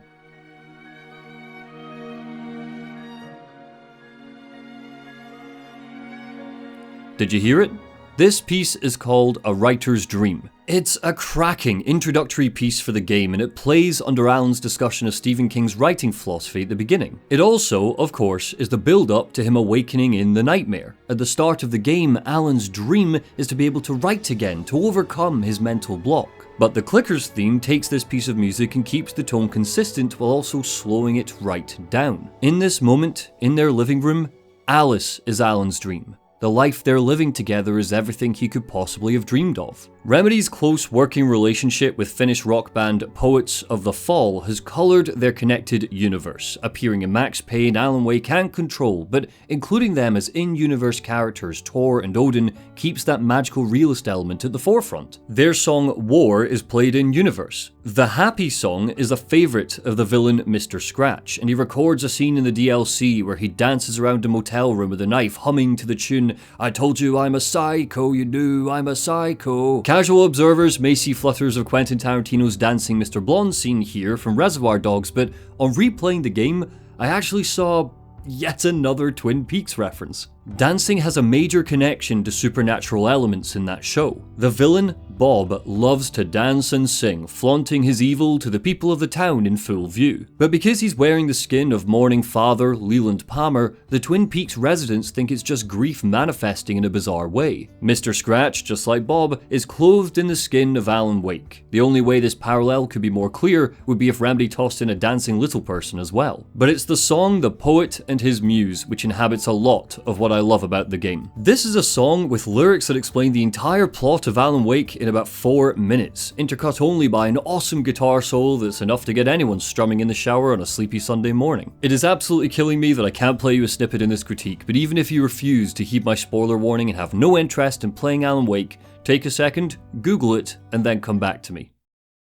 You're back? Great. So let's look at the lyrics. The entire song tells the tale of Thomas Zane, the poet who lived in Bright Falls with his love and muse, Barbara Jagger. The dark presence stole Babs, and Zane, in a desperate trance, realized that the power in the lake would give life to his stories. So he tried to rewrite reality, rewrite Barbara back to him. But, as Alan has monologued to us for hours now, for a story to have real power, it needs to follow literary rules. It needs to make sense, characters need to stay true to themselves, there needs to be tension, a build-up, a sensible structure, everything that Suicide Squad Kill the Justice League doesn't have. And in the end, Zane failed. So, he cut out Barbara's heart and threw them both into the lake. Once they reached the farmhouse, Barry and Alan realized that this song must be the message that the Andersons wanted them to find. Again, the attention to detail here shows just how much Remedy really cared about keeping Bright Falls interesting from an aesthetic standpoint. The game is not just about running through the woods fighting shadows, it's moments like this confronting the Asgardian-styled farmhouse of two ancient rockers with the shields on the outside.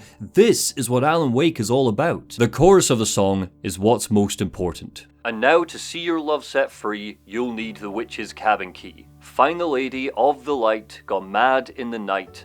That's how you'll reshape destiny. It's an instruction to Alan, and he and Barry recognize it as such. They need to find the lamp lady, Cynthia Weaver, because she should have the answers. She should know the truth. But it's here that we start to get into murky territory and the theorizing begins. So the Andersons, just like all artists, have their creations come to life if they're near Cauldron Lake. And best yet, they've been glugging moonshine made from the water of the lake. They've written a song which discusses reshaping destiny and directly discusses Cynthia Weaver, that she's obsessed with light, that she's raving in the night. So, here's a question. Did the Andersons make Cynthia lose her mind? Their song discusses it, foreshadows it, so is this song coming to life the reason why Cynthia is now the lamp lady? I think we can find the answer by looking at the nature of artistic creation itself. Alan constantly talks about characters developing a life of their own, that they go off in directions where a writer needs to follow, and I think anyone who's been overtaken by inspiration can empathise with this. It's a beautiful feeling when it happens, like you're a glass half empty and suddenly cool, crystalline waters filling you right up and splashing onto the page. Alan was a creatively defunct mess when he arrived in Cauldron Lake. The ability to create was still within him, but as we saw back at the beginning when he already started to consider the potential of a story set in Bright Falls, Cauldron Lake doesn't just bring an artist's creation to life, it also fills those artists up with inspiration. The first game never firmly explains it, much to the benefit of its mystery, but it's not like a painter could arrive in Cauldron Lake and suddenly paint a bag of money so it would appear. The artists channel the power which exists here, like vessels. They can't create a new piece on a chessboard, but they can move those pieces so long as it keeps to the rules of chess. The Dark Presence has the ability to warp art and guide it off of the main road into something darker, more horror-inspired. And that is what makes it so powerful. Alan's anxiety over his creative process even comes through while he and Barry get drunk together. He spews, "If I wanted to, I could write 10 books a year." And this is the game's subtle way of reminding us that Alan's creative block is still the core theme of the tale. It's his issue to overcome. He needs to fight against the Dark Presence and his writer's block and let the inspiration of the lake take him to a better conclusion. We see this, all of it, when Alan passes out and he dreams of what happened when Alice drowned, how Barbara Jagger manipulated him into staying in the cabin and writing, how she hid the cabin from the world, how Alan just managed to claw the cobwebs out of his imagination long enough for him to write in Thomas Zane for a rescue, who luckily followed the rules of the story because Zane is part of the Bright Falls lore. He summons Zane in his diver's suit because that's how he knows him. He saw the photograph of him in the suit at the very beginning of the game, and luckily, by pure chance, Zane's diver's suit inevitably has lights to see underwater, so it's able to burn the darkness away and give Alan a chance to escape. This lengthy, detailed explanation of what happened during Alan's missing week is why the episode is called The Truth. But just like any good mystery, our answers have led to more questions. There's still a lot to unpack, and unfortunately, before Alan can do anything with his newfound knowledge, Agent Nightingale appears. I wrote it. It's my fault. That's right, James Joyce. It's your fault, and you're gonna pay for it. Alan Wake's world and level design feel both otherworldly and of this world. Looking at interviews with the development team, it seems that after the game was released to great aplomb, they were shocked by the outcome. Their little labour of love had been revamped and contorted from an open world game to a linear section story, and it looks like it was strapped together with kisses and duct tape. But in the end, designing Bright Falls as an open world first and then stripping it back later ended up keeping the world grounded. As part of their research, the development team went on a road trip to the Pacific Northwest, driving about 2,000 miles in a period of 2 weeks and returning to the office with over 40,000 photographs of woodland, greenery, mountain roads, farms, and of course, the American towns which form erratic dots on the US map. Most specifically, they went to North Bend, the town which Twin Peaks was based on, which explains why there are just so many similarities between Lynch's show and Remedy's creation. They wanted to capture the essence of Lost America, most likely because of how it compared to the sense of timelessness and isolation which is so key to Alan Wake's atmosphere. But the ultimate irony is that whilst they wanted Bright Falls to feel ethereal in its weirdness and supernaturalism, realism was the name of the game.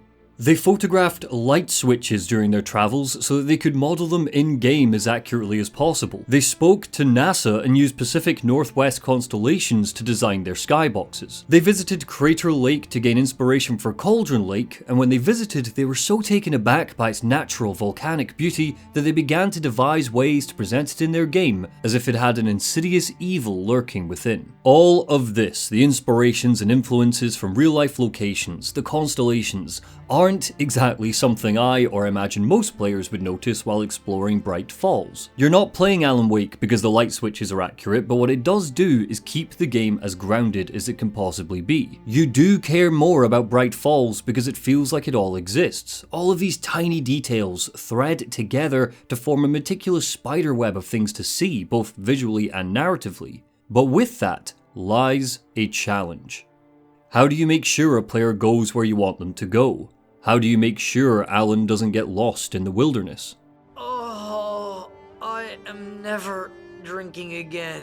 Alan and Barry awake in jail, a hangover cutting them in half. Agent Nightingale is frothing at the mouth to shoot them then and there with only Sheriff Sarah Breaker to keep him at bay. But then whoosh, in comes the darkness, devouring Nightingale, ripping him out of the story, and Sarah officially joins Team Wake. It's the design of her AI which makes me feel like Mott was purposefully designed to be a terrible shot back in episode 3, because Sarah is a badass when we're swarmed by the Taken, immediately churning the player from being unsure about where we stand with her to fully embracing her as an ally. The Twin Peaks references return when Breaker tells Barry to hang back and call a list of contacts with the code phrase Night Springs. With the release of Control, we now know that Sheriff Breaker unknowingly has a direct line to the Federal Bureau of Control and is basically asking them for backup. But at the time, this could easily have been linked to the Twin Peaks Bookhouse Boys, by far the silliest red herring in the show. There, Dale Cooper is inducted into a secret society whose focus is to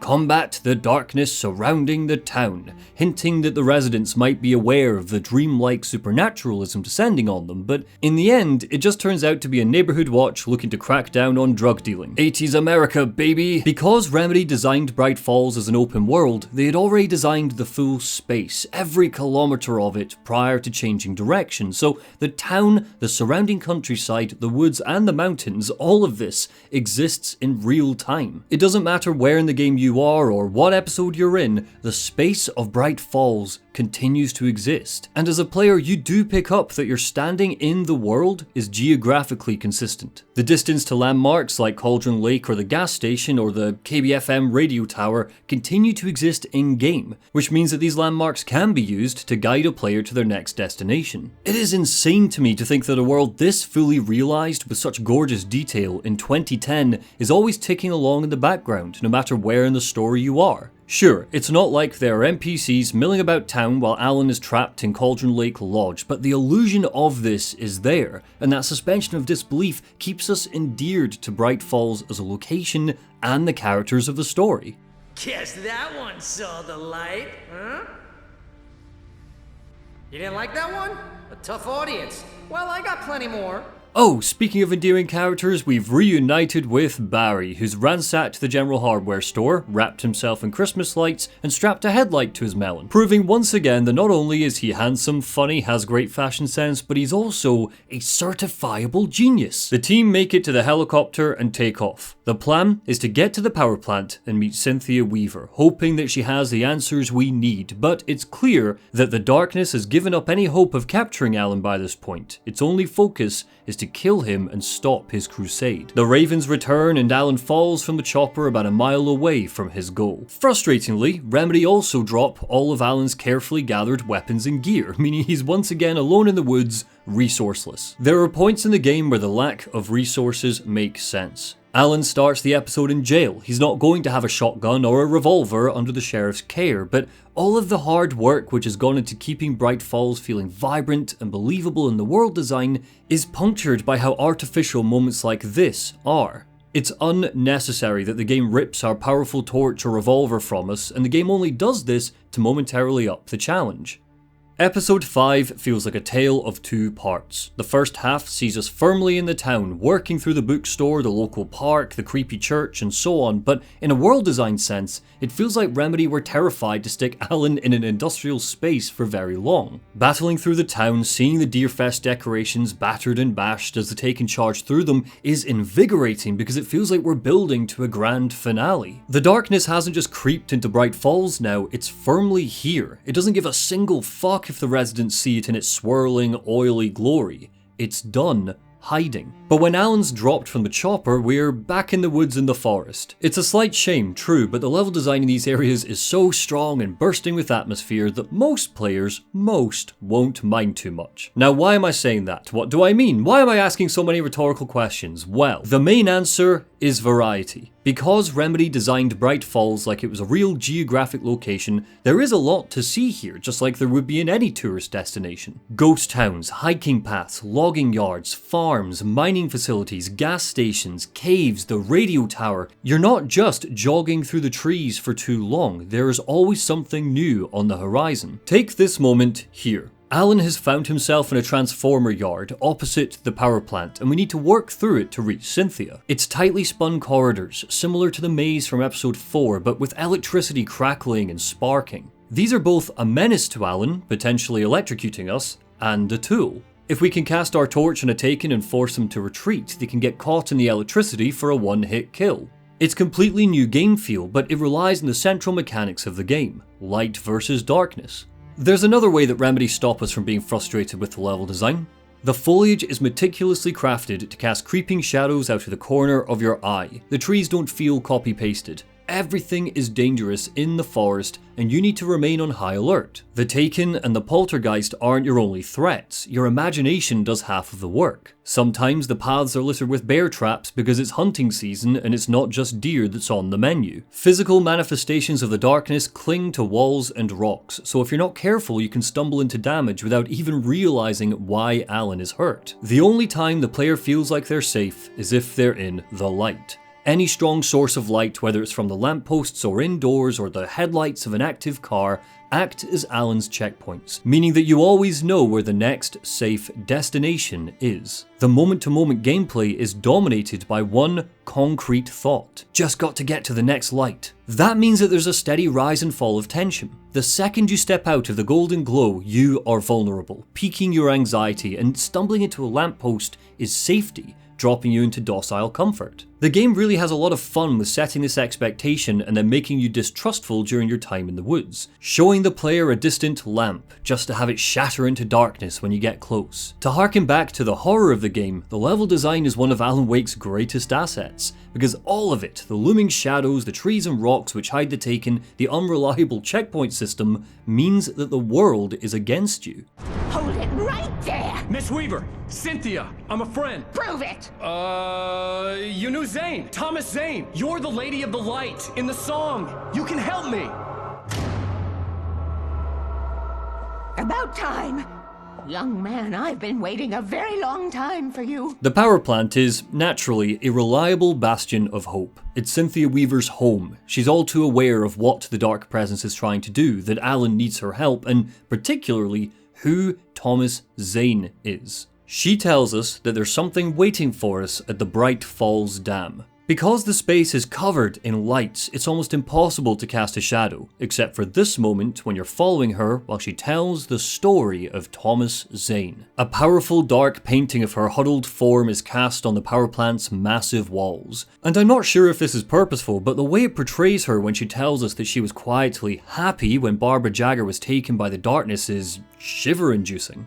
And just to lighten the tone, fans of my second channel, Lore Dump, will likely remember this moment when I introduced my co-hosts Neil and Chase to Cynthia and her internal darkness. But that's, she does absolutely tell us that she was glad that Barbara found the lake. I want to be clear, I'm not making that up, okay? And when my friend Margaret fell down the stairs, I pissed my pants. And when your wife... Carry on the cat. Did that get me going? I'm some sort of sadist. Follow me into the pipe.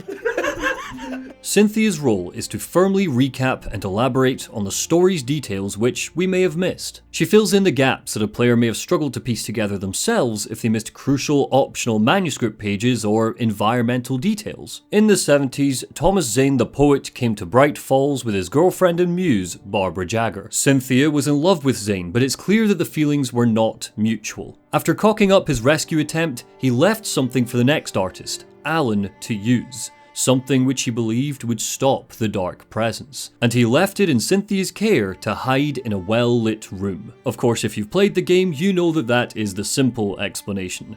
By the end of this episode, it is about to get a lot more complicated. As Alan and Weaver head to the pipes towards the dam, Al gets a call from Barry, calling for help, and down the phone we hear the crashing sounds of the helicopter. Alan is faced with a choice. Keep following Weaver, get the answers he's been searching for, or go back to help Sarah and Barry. The word choice is weighted. Cynthia tells him not to go back for his friends, not to be selfish. But for the first time in the entire game, Alan commits a selfless act by launching back into the woods to save the agent and the sheriff. And seeing as we're back in the woods is the perfect opportunity to talk about the game's signposting. See this on screen right now? When gameplay is handed back to Alan, he can clearly see the crashed helicopter in the distance. A pillar of smoke, illuminated bright red by the flare, so it contrasts against the browns and greens. Alan Wake loves doing this, advertising locations to the player from a distance so they have a reference point while they get lost in the woods. In level design, these are called weenies.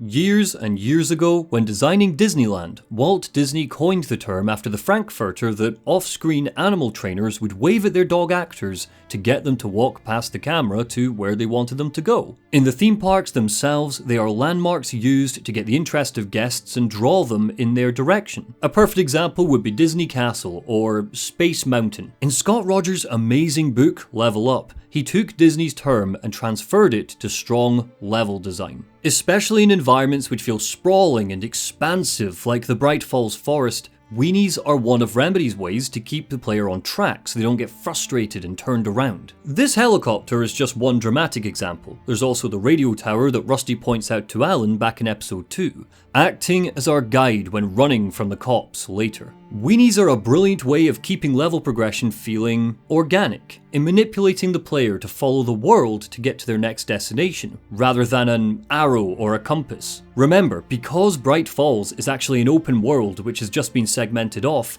there are 100 kilometers of virtual space that has been designed and rendered. So Remedy need to make sure a player doesn't get lost and always know in which direction they should travel. Grandiose weenies like the crashed chopper are complemented by smaller moment-to-moment weenies in the form of the bright lamps signaling checkpoints, and of course, the manuscript pages, dropped like breadcrumbs for the player to devour during exploration. But what if a player does get lost? How do Remedy make 100% sure that whilst Alan frantically charges through the greenery, he doesn't end up back where he started? Well, Alan Wake has a lot of drop-down moments, an absolute staple of the Xbox 360 and PlayStation 3 generation of game design. It's honestly a shame that such a simple concept seems to be sneered at nowadays. These simple, blessed ledges that a player drops down from and can't return to if they get turned around have been forgotten. Rest in peace, my old friends.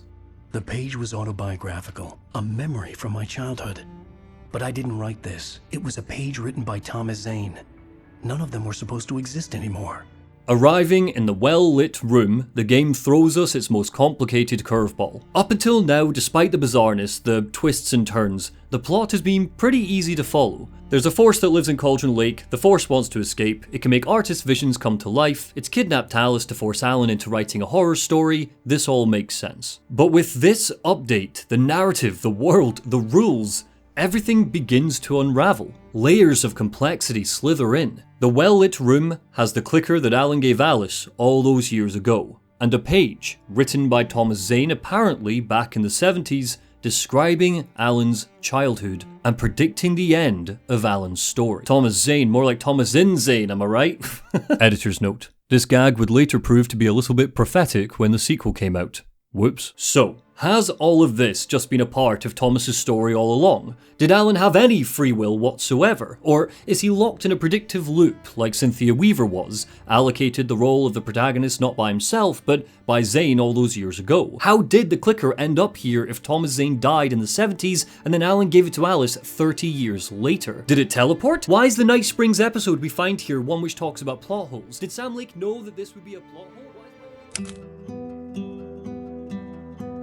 It should come as no surprise that Alan Wake got a novelization. As Wake writes and controls DLC, if there's one, why not another? It's a bizarre text, published by Tor Books, a registered trademark of the company Tom Docherty Associates. The author, Rick Burrows, lives in a small cabin he built himself in the Pacific Northwest. He avoids processed food, processed news, and celebrity culture, and he'd never written anything before it or anything since it. He's a regular Bright Falls weirdo, and despite the fact he thanks both Sam Lake and Mikko Rautulati for, quote, their feedback on the manuscript, Remedy fans seem to finally have found a theory that we all agree on, that Rick Burrows doesn't exist. It's a nom de plume for Sam Lake. If that's true, it makes the dedication in the book's cover hauntingly beautiful.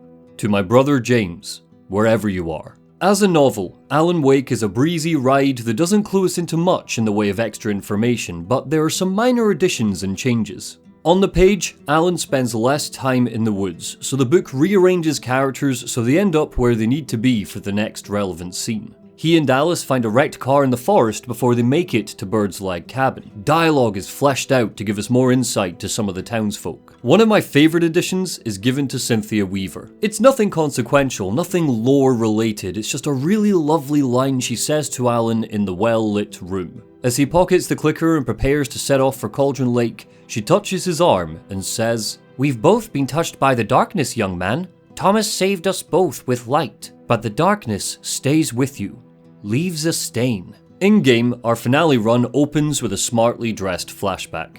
What? Now you can't even talk to me? Well, this morning I was angry because you said you'd be home at midnight and you showed up at 7 a.m. and passed out in mid-sentence. Now I'm over it. Are you angry? This goddamn tour. It's gotten out of hand. Alan awakes in a bleary, groggy state. He and Barry have been out drinking the night before. We see the Alan from before, the selfish Alan, on TV, pitching his latest book alongside Sam Lake and Poets of the Fall. This whole section is here for one reason and one reason only, to highlight the growth our favourite shitty writer has undergone. He was stained before the dark presence touched him. He's evolved from grumpy incarnate to someone who actually cares about other people. It's a little acute, sure, but the pulpiness is part of its charm. The last good chunk of gameplay is unnecessary, feeling padded just so episode 6 could justify the word episode in the title. It honestly would have worked a lot better if it was half of its length. Gauntlets of enemies, birds, objects, and the darkness itself are launched at the player. We desperately make it from car to car, lamp to lamp, effectively crossing the entirety of Bright Falls map to make it back to Cauldron Lake. Considering Alan has the clicker and can turn night into day now, I reckon the game should have committed to the contemplative tone that the episode opens with. A nice, lengthy drive so that the player and Alan could mull over the events and the weight of the ending that we're charging towards. The action is effective and fast-paced and engaging, and the very fact that we are driving back through Bright Falls to the beginning of the game structurally links us all together. But it would have been more effective to have a moment of quiet rather than amping up the enemy numbers and the difficulty curve. This final episode even introduces a strange new mechanic in the form of pushing boxes to unblock pathways, something we haven't seen at all before now. Once Alan reaches the rim of Cauldron Lake, the darkness becomes even more aggressive, climaxing with a boss fight against the looming tornado which has stalked our journey. Armed with the flare gun, it's the furthest thing from challenging or even frightening as a final battle. In fact, this encounter is all about the empowerment factor. Ridding the world of the Dark Presence's greatest asset, the storm, is satisfying, unloading flare after flare like fireworks with the particles fluttering and dissipating. It's a wonder to behold. Alan Wake is a game which has tried to differ from video game archetypes after it leaves the tutorial nightmare at the beginning. beginning, concentrating on tone instead. And the image of Alan setting fire to the darkness, bursting through this symbol of his creative block and the doomed personality he harbored prior to it, is representative of a breakthrough. He literally breaks through the tornado and throws himself into the lake below for our final moments. Get it? I love it. No notes. He crashes into the lake with the clicker, just as Thomas Zane said he would, and he awakens to something familiar. No. Everything's fine. You're home. It wasn't a dream. Everything's fine. Alice, or the idea of Alice, the sexy embodiment of the stereotype of the muse, tries to seduce him back into bed, a last-ditch effort to stop him. This is what the Dark Presence thinks a muse is. It's what muses have been written about, sung about in the art that's been created near Cauldron Lake for years. It's schlock. It has very little creative value, and the fact that this is the best that the Dark Presence can come up with, transforming Alice into what amounts to a Bond girl, shows just how devoid of artistic merit it is. Despite absorbing so many artists who have worked at Cauldron Lake for years, it's almost the last insult it can muster, the greatest sin, and the thing which separates it from the beings it feeds off of. It doesn't know what to do with its inspiration. And it feels like the reason why Remedy decided to portray it this way is so it complements the game's final, direct inspiration. Mr. Scratch. You may have noticed that we haven't mentioned Twin Peaks for a little while now, and that's because the show doesn't factor much into Alan Wake once episode 5 gets going. The game drives off-road, it takes a detour into its own lore, its own storytelling, much to its benefit. One of the most famous things about Twin Peaks is that its second season ended with the mother of all cliffhangers that it took 25 years to answer. Agent Dale Cooper locked in the ethereal plane of the Black Lodge. Bob, evil incarnate, has taken over his body in the waking world, and as the show gets ready to let the credits roll, we see an evil smile creep across the imposter Dale's face. When Alan Wake released, this was the ending of Twin Peaks. There were no rumours of a third final season on the horizon. Fans of the show had to live with the knowledge that there was an evil Dale out there. Don't mind him, he's Mr. Scratch. Your friends will meet him when you're gone. So it stands to reason that Alan Wake would pull from its greatest inspiration's most famous moment. Mr. Scratch copies Alan's body with nothing but a cruel smirk warping his expression, and he's unleashed. And just like viewers of Twin Peaks waiting to find out if Dale will ever escape the Black Lodge, Alan Wake fans had to wait 13 years for Alan Wake 2 to give us more answers. And while we later learn Scratch's origin, the explanation given there felt loose and unresolved because of how weighted this scene feels in the overarching mythos. When we meet Mr. Scratch in amongst the swirling darkness of the lake, Thomas Zane introduces us with the line, "Don't mind him, he's Mr. Scratch. Your friends will meet him when you're gone." Zane has to know that Mr. Scratch is a threat. He knows everything about what's currently happening, it seems. So if he's a true ally, why does he wave an evil doppelganger away like it's nothing to think about? It appears with the framing of this scene like Zane brought Mr. Scratch into existence, but everything we learn about him later counteracts that setup. But we'll talk about American Nightmare later. In the year 2024, it seems like Mr. Scratch isn't quite the enigma Remedy initially set up, and spoilers, he's apparently dead, so who cares anyway? The mystery doesn't lie with him anymore, it lies with the true nature of Thomas Zane. But in just the confines of the first game, my running theory was that Thomas Zane was Mr. Scratch. The being we'd eventually battle in American Nightmare was a fake Mr. Scratch, I thought, and Control's AWE DLC just strengthened that theory because Zane looked identical to Alan. Now the sequel's out, I think I was barking up the wrong tree, but there is still power in that theory that I think holds weight. We'll get there in Alan Wake 2. With Zane's parting message, Alan uses his artistic power to bring his words to life in a very literal sense for the closing moments. Shining our light onto each glistening letter, we summon the path, the cabin, the bridge, while the Dark Presence tries to gaslight us. We hear the moment Thomas Zane cut out Barbara Jagger's heart. We hear a fake lie, an echo of something that never happened. Alice, claiming Alan abused her. Breaking into the cabin, back where everything began, Alan takes 2 steps towards Jagger and plunges the clicker into the hole where her heart should be. With a glorious eruption of light, he ends her, fulfilling his role as the hero of the story, saving his friends from the Dark Presence, but remaining locked in the cabin. He sacrifices himself to save Alice, Barry, Cynthia, the Andersons, Sheriff Breaker, everyone. He damns himself. And then, we get one of the greatest closing lines in gaming. It's not a lake. It's an ocean. The real button of this moment opened such a messy can of theories and conspiracies that it dominated the Remedyverse every year until Control came out and intimately explained it. This moment, this line, is why fans cried out for Alan Wake 2. In the novel, we accompany Alice as she bursts out of the lake. Sheriff Breaker is waiting for her, and as the two sit, shivering under thermal blankets, Alice confesses that she heard Alan's voice. He said, "It's not a lake. It's an ocean. He said it so clearly as if he was right beside me," she says. An ocean. What does that mean? I don't know, Breaker responds. What I do know is that the most important thing for him, the only thing really, was bringing you back into the light. And he did that. The period blinks for a second and then transforms into an ellipsis. Off, somewhere in the distance, is Alice's voice from the beginning of the game, commanding Alan to wake up, but the credits roll, leaving him in a perpetual dark purgatory for 13 agonizing years. But what was he doing during those years? Let's turn our attention to the DLC.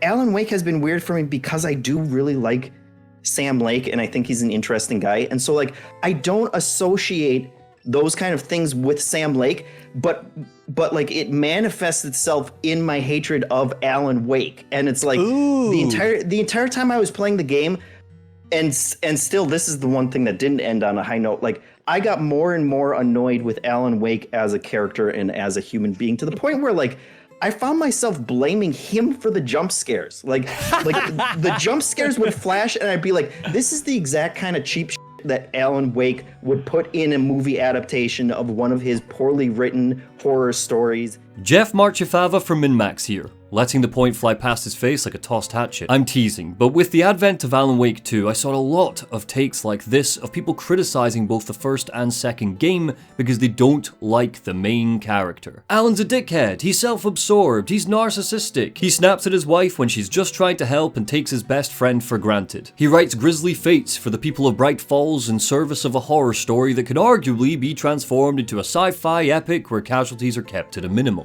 But I don't really see what the problem is here. Alan being a nasty bastard isn't some profound interpretation of the text, it is the text, and the text openly bollocks him for it. Practically every scene with Barry Wheeler involves some witty, cutting jibe at the core of him. When he locks Hartman in a room with a dark presence, a smile curls at his lips. It's why the moment where he turns away from Cynthia Weaver, from answers, from the safety of the light, just to go back into the darkness and save his friends, is so powerful. The story ends with him becoming a better man. He sacrifices himself to save the woman he loves, prepared to undergo eternal torment just so she could escape the lake. Oh, and there's also the whole saving the world bit. Show the man some respect. Remedy were all too aware that their hero was complicated and raw. Alan Wake is a bit of a dick, Mikko Rautalahti said in a 2010 interview with Eurogamer, and that's definitely intentional. But just in case you're someone like Jeff who spent 13 years not getting the message, or Game Rant's John Richter who described him as whiny and rude, Remedy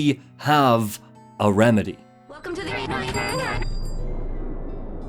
Everything had a surreal, dreamlike quality. Alan Wake got 2 pieces of DLC called Specials, in keeping with the television motif. The Signal and The Writer give us the start of his spiral down into the dark place. Locked in the lake that's not a lake, writing a story that's more than a story, he's guided by Thomas Zane to a lighthouse for reasons unknown. Where the base game is wrapped snugly in a clear mystery, what happened during Alan's week-long amnesia, the DLC is murkier. It's a mystery where the question isn't quite clear, so we're really just left with one clear thought. What the hell is happening? Remember, in 2010, we didn't really understand what lurked in the dark place or what its rules are. The world beneath Cauldron Lake was so hazy that there were barely hints of theories rising out of it, and the DLC chapters don't really clue us in on much more. We know that time works strangely here. We know that Alan's imagination can bring things to life. But the DLC's key focus is to torture Alan and make us empathize with the grumpy writer. And goddamn, it works. Just like in the base game, Barry returns to keep up the levity, but he's not really here, he's just an echo of how Alan perceives him. This means every degrading, snide comment or remark where Barry really goes for the jugular is just Alan emotionally berating himself. When Barry comments how funny it is that Alan's imagination is his greatest enemy in the dark place, there's a hint of cruelty to it. Neil said it best on Lore Dump. The more I think about it, the more tragic it is that as someone who's always considered themselves a half-decent writer, you spent 10 years with the belief that you've not written a story good enough to solve your problem. That can't be easy for an artist, right? The Shadow Ravens are replaced with copies of Alan's books, swooping down from on high. Alan's writing is literally kicking the shit out of him, and the fact he's wading through warped, melted versions of the first game's chapters shows he's lost in the faded memory of a story he's already written. But his true enemy in these specials is the rambling, shambling version of himself that's broadcasting through TV screens and narrating his every step. The dulcet tones of Alan's own narration are knocked to the side by an insane version of him, his irrational self, having a panic attack miles away from here. Thomas Zane explains that the Alan we control is what remains of his psyche, the rational Alan, but what this feels like is a fictional Alan. He's a projection, a character lost in a story written by his mad other half. The DLC lets us experience what the people of Bright Falls went through when Departure rewrote reality around them, except Alan is acutely aware that he's a puppet on a string, and the Bright Falls residents never notice that things have been changed by the manuscript. While Alan Wake 2 would go on to do this in a much more effective way, it doesn't lessen the impact here. Making Wake his own worst enemy means the game doesn't need to pull its punches. Everything's on the table. Cheap shots about his daddy issues, honest insecurities about the quality of his writing, his fears about losing himself beyond the lake, and his deep, longing regrets. Wake's own words, littering the landscape. His books common and discarded, like mud beneath his feet. Hardbacks, paperbacks, turned against him. Trash.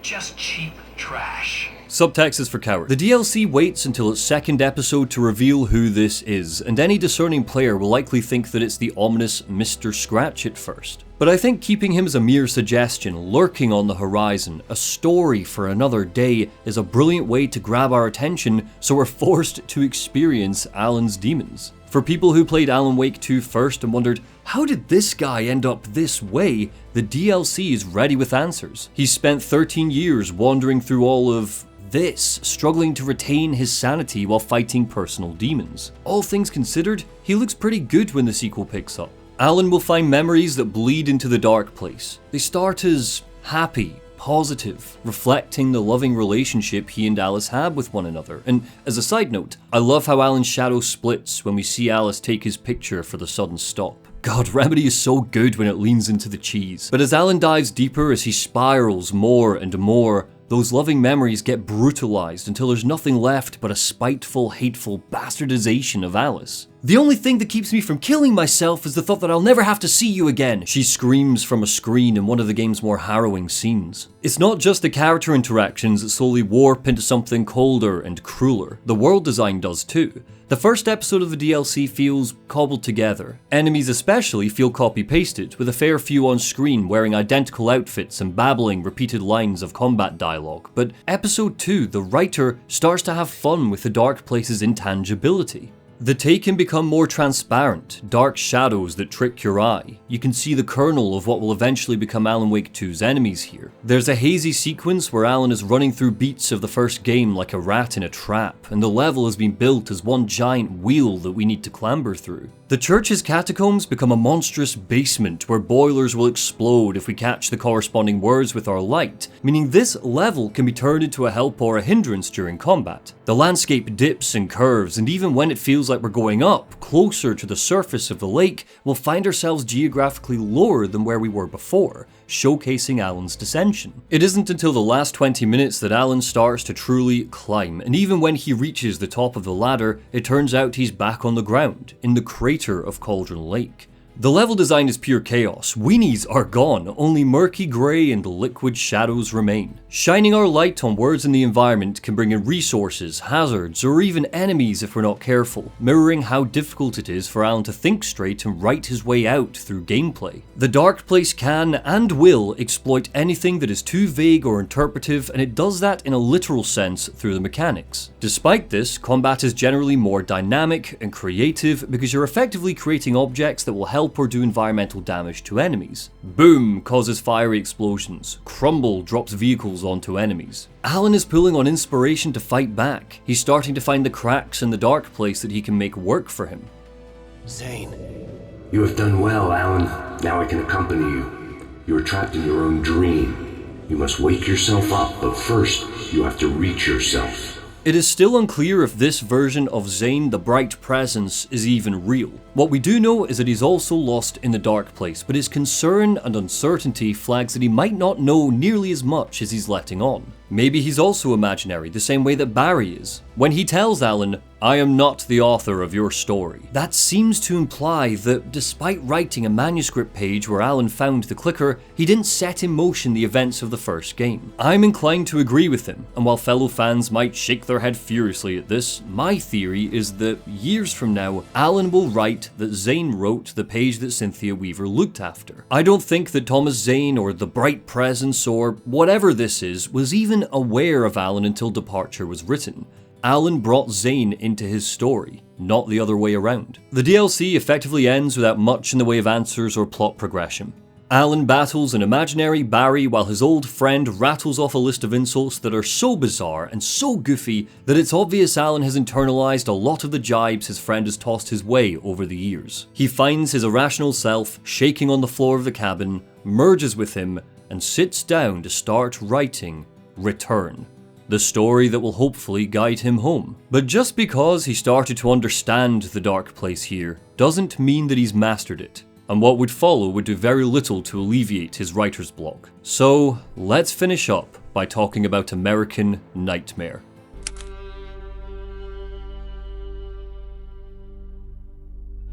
The marketing for Alan Wake's American Nightmare was more interesting than the game itself. Remedy's torrential determination to play around with transmedia concepts is what saves the whole experience. And while it's totally fine as a cheeky expansion, I felt like it was lackluster back in 2012, and those feelings have not changed. Mr. Scratch, Alan's evil double, would invade Remedy's trailers and teasers, dragging developers into the darkness during interviews or responding to early previews with a malicious giggle. Ilkivilli and Matthew Peretta got to twirl their mustaches and embrace their villainous sides by bringing him to life on screen. But American Nightmare is payoff to a mystery that's more interesting than its resolution, and it frustratingly leaves a lot out.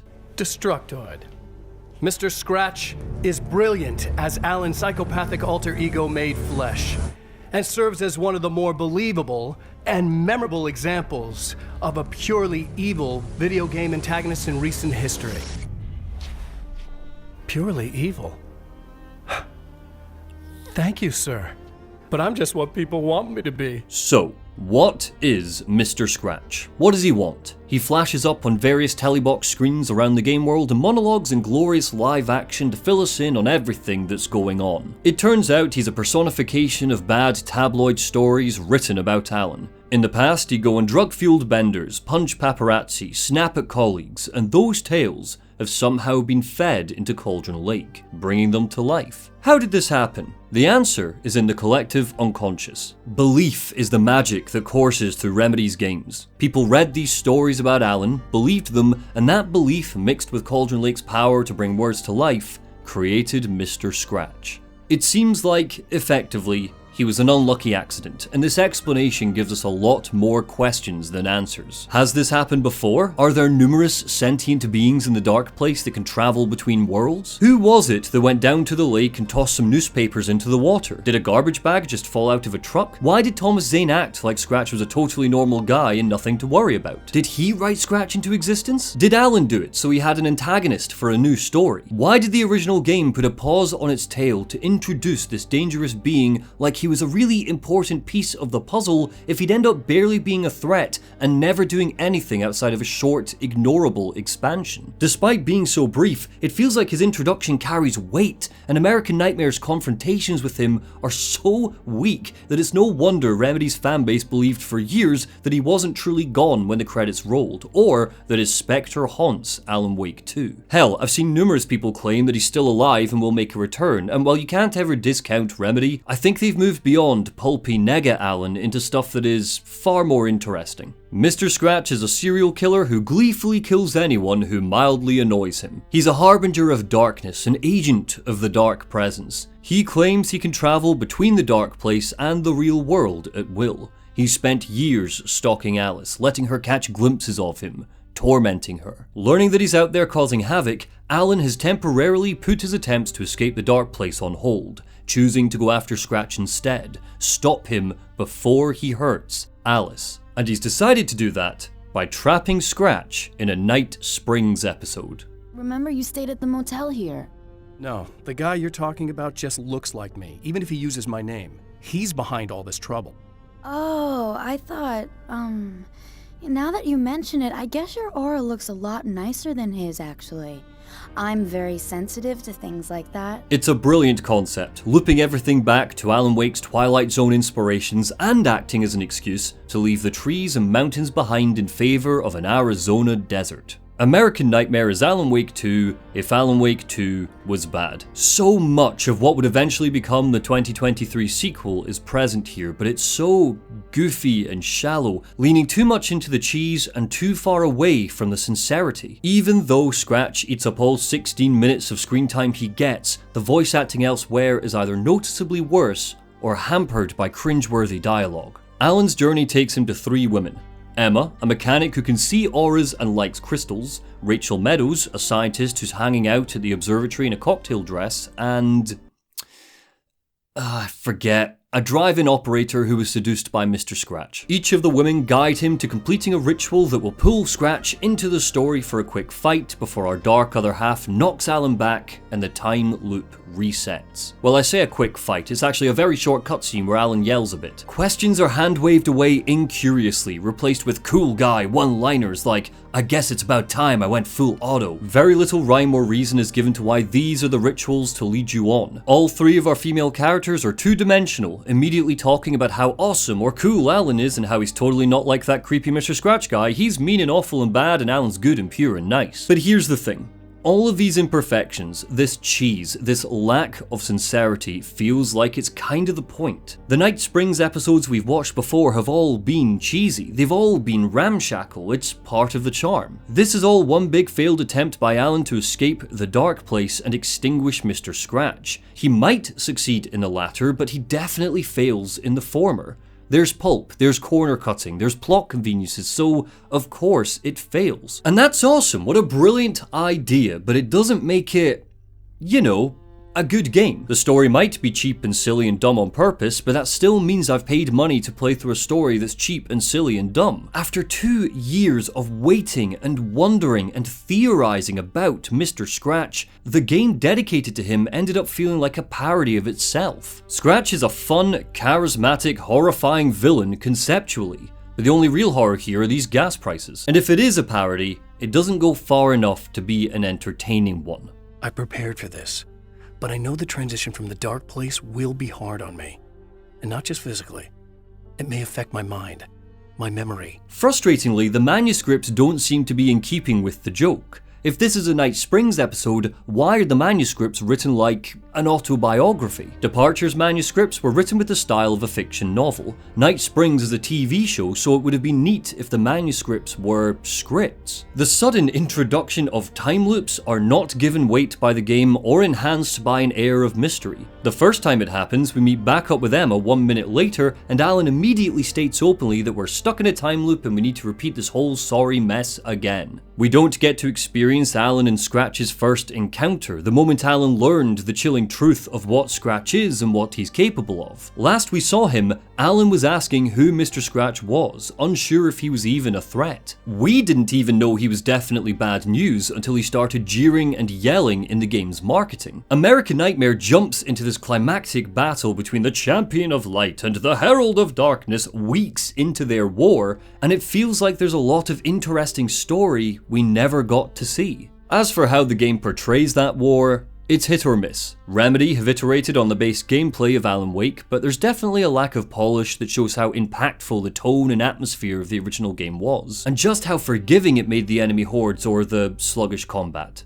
Without the trees to cast long slithering shadows or the emotional investment of a story that takes itself seriously, there is no true horror here, despite Scratch's bloodletting. Instead, American Nightmare is pitched as an action game. Alan can run now. He gets desperate, fiery races through explosions and rubble, horde modes and challenge maps in case you really love the combat enough to dedicate hours just to the fireworks and particle effects. Unfortunately, Alan's not summoning objects or lighting up words glittering in the air to blow bad guys away anymore. That mechanic has been scrapped in favor of all the weapons. Nail guns, crossbows, SMGs, assault rifles, 50 different types of shotgun. And it's not just that these weapons do more damage. The crossbow ended up being my favourite because it could fire bolts that pierced the darkness, killing the Taken without needing to burn it away. Every gun unlocked is a milestone overcome, and the Taken ambush us in greater numbers than ever before, so they become damn necessary by the time we reach the final loop. We nab these through manuscript pages.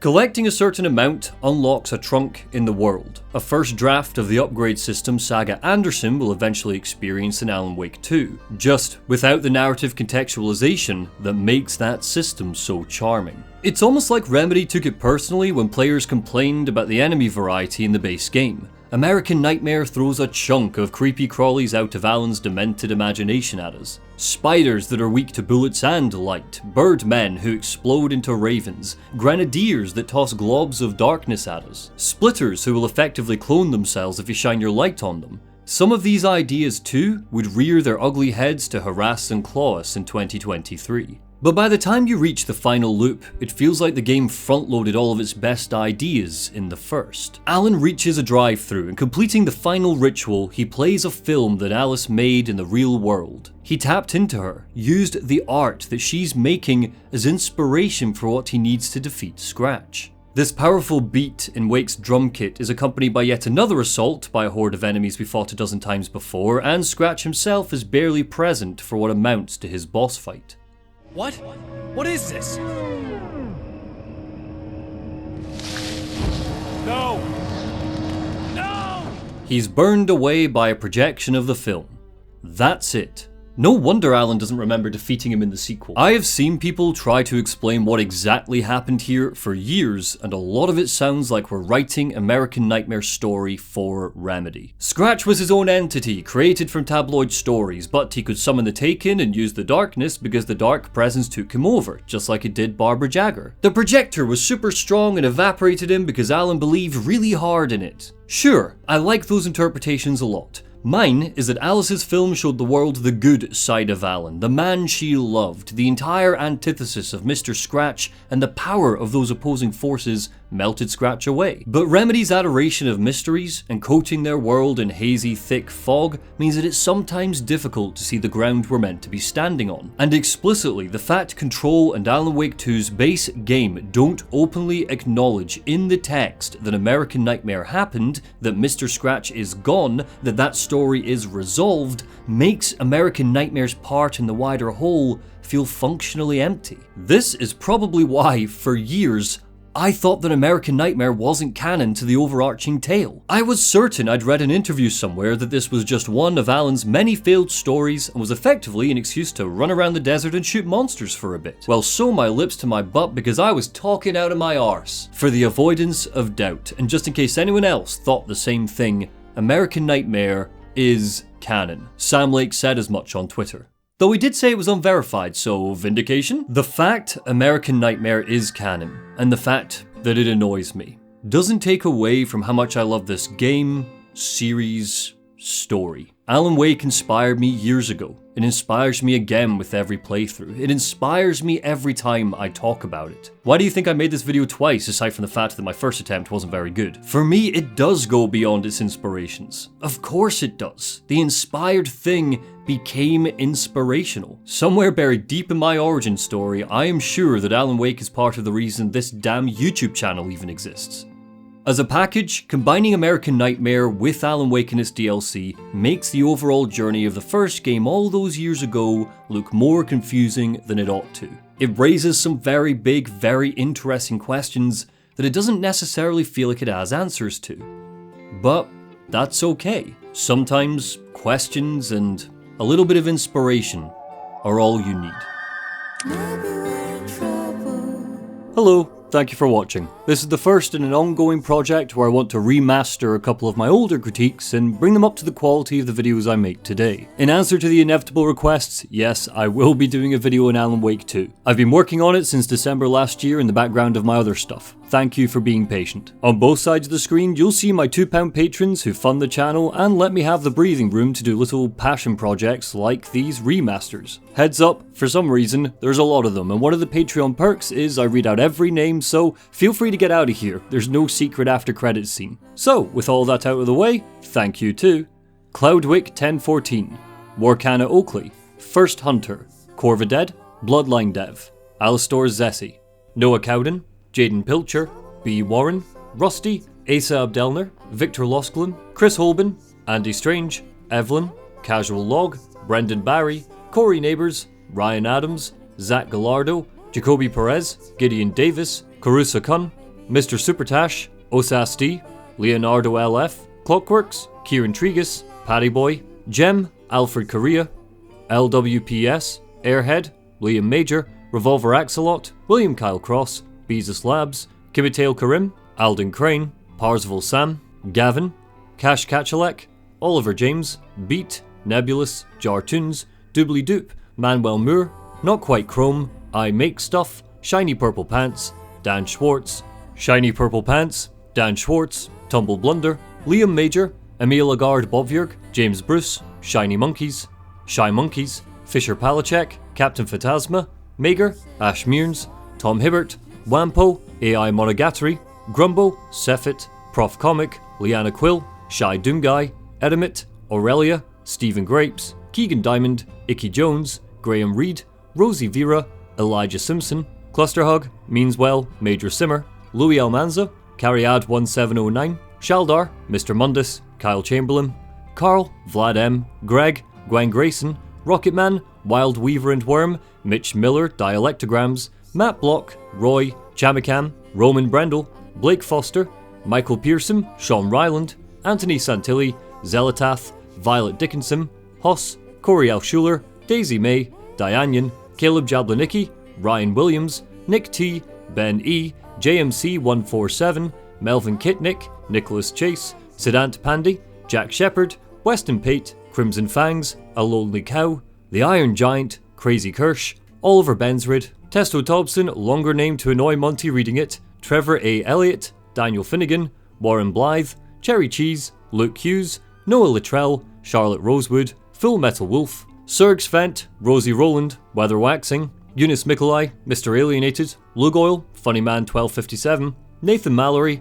Hurry Up Snufkin, Grim Ally, Vadim Orlov, Joe Pierce, Mr. Gusty, Nikolai Jorgensen, Damon, James Edney, Joe, AJ, Jubilation Chambers, Abram Partida, Abby, Chancellor Delamere, Jeff Howe, Ronald McRonald, Ray Mulryan, Murderous Lord, Evan Schrader, Dominus Knox, Mayday in Paradise, Oobly Doobly, Adam Harrison Fuller, Eric Evans, Andy Seco, Joe Humphreys, Caleb Gunter, Flare Dark Storm, Quiet Ambassador, Paul Thomas, David Riata, Jerry Humes, Turticus Rex, Joe Monty, Alec Meacham, Jacob Winham, Wrecked 3501, Lilac White, Chris Duran, Ginger Kappa, David Neal, Holton, Michael Smith, Mikolai Kokot, Daniel Tarek, Prudvi Muva, Thomas Evans, Samantha P, Dapper Cyborg, Wob76, Techno Dan, When Goats Attack, Tenic, Mike Cripps, Vincent the Hollow Knight, Meowners, Mad Gab, Rariter, Webby, Nur Revel,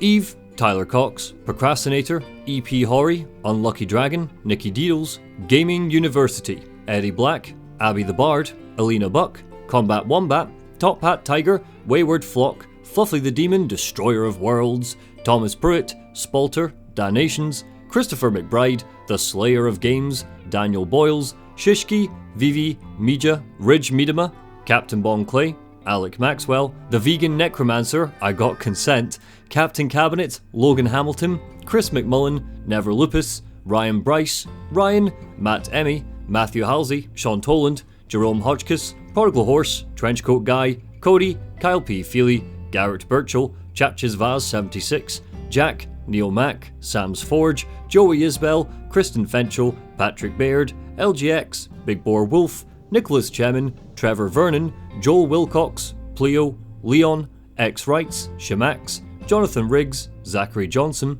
DNSCH, Monacari, ZK, Lamar825, Iken, Tempe, Unicourt, David J. Moram, Mini Otto, Callum Armitage, Christopher Tierney, Torstein Sundness, Fipsy, Tom Inns, Sammy Stuff, Alberto Calez, Type Raz, Zachary Powers, Andrew Muinos, Prospero, Alan Black, Callsign Nor, David Bedard, Jared Helfer, Mukor, John Foster Ag, Robert Capel, Chief Sweep, Jonathan Lum, Mr. Fredo Renton, Long Cheddar, Talkster, 100 Sams, My Friend Neil, Nathaniel Waters, Dinkin Pearson, Kyle Piers, Kane Highwind, Neve, and Johnny Miller. Thank you all so much. Thank you all so much, and take care.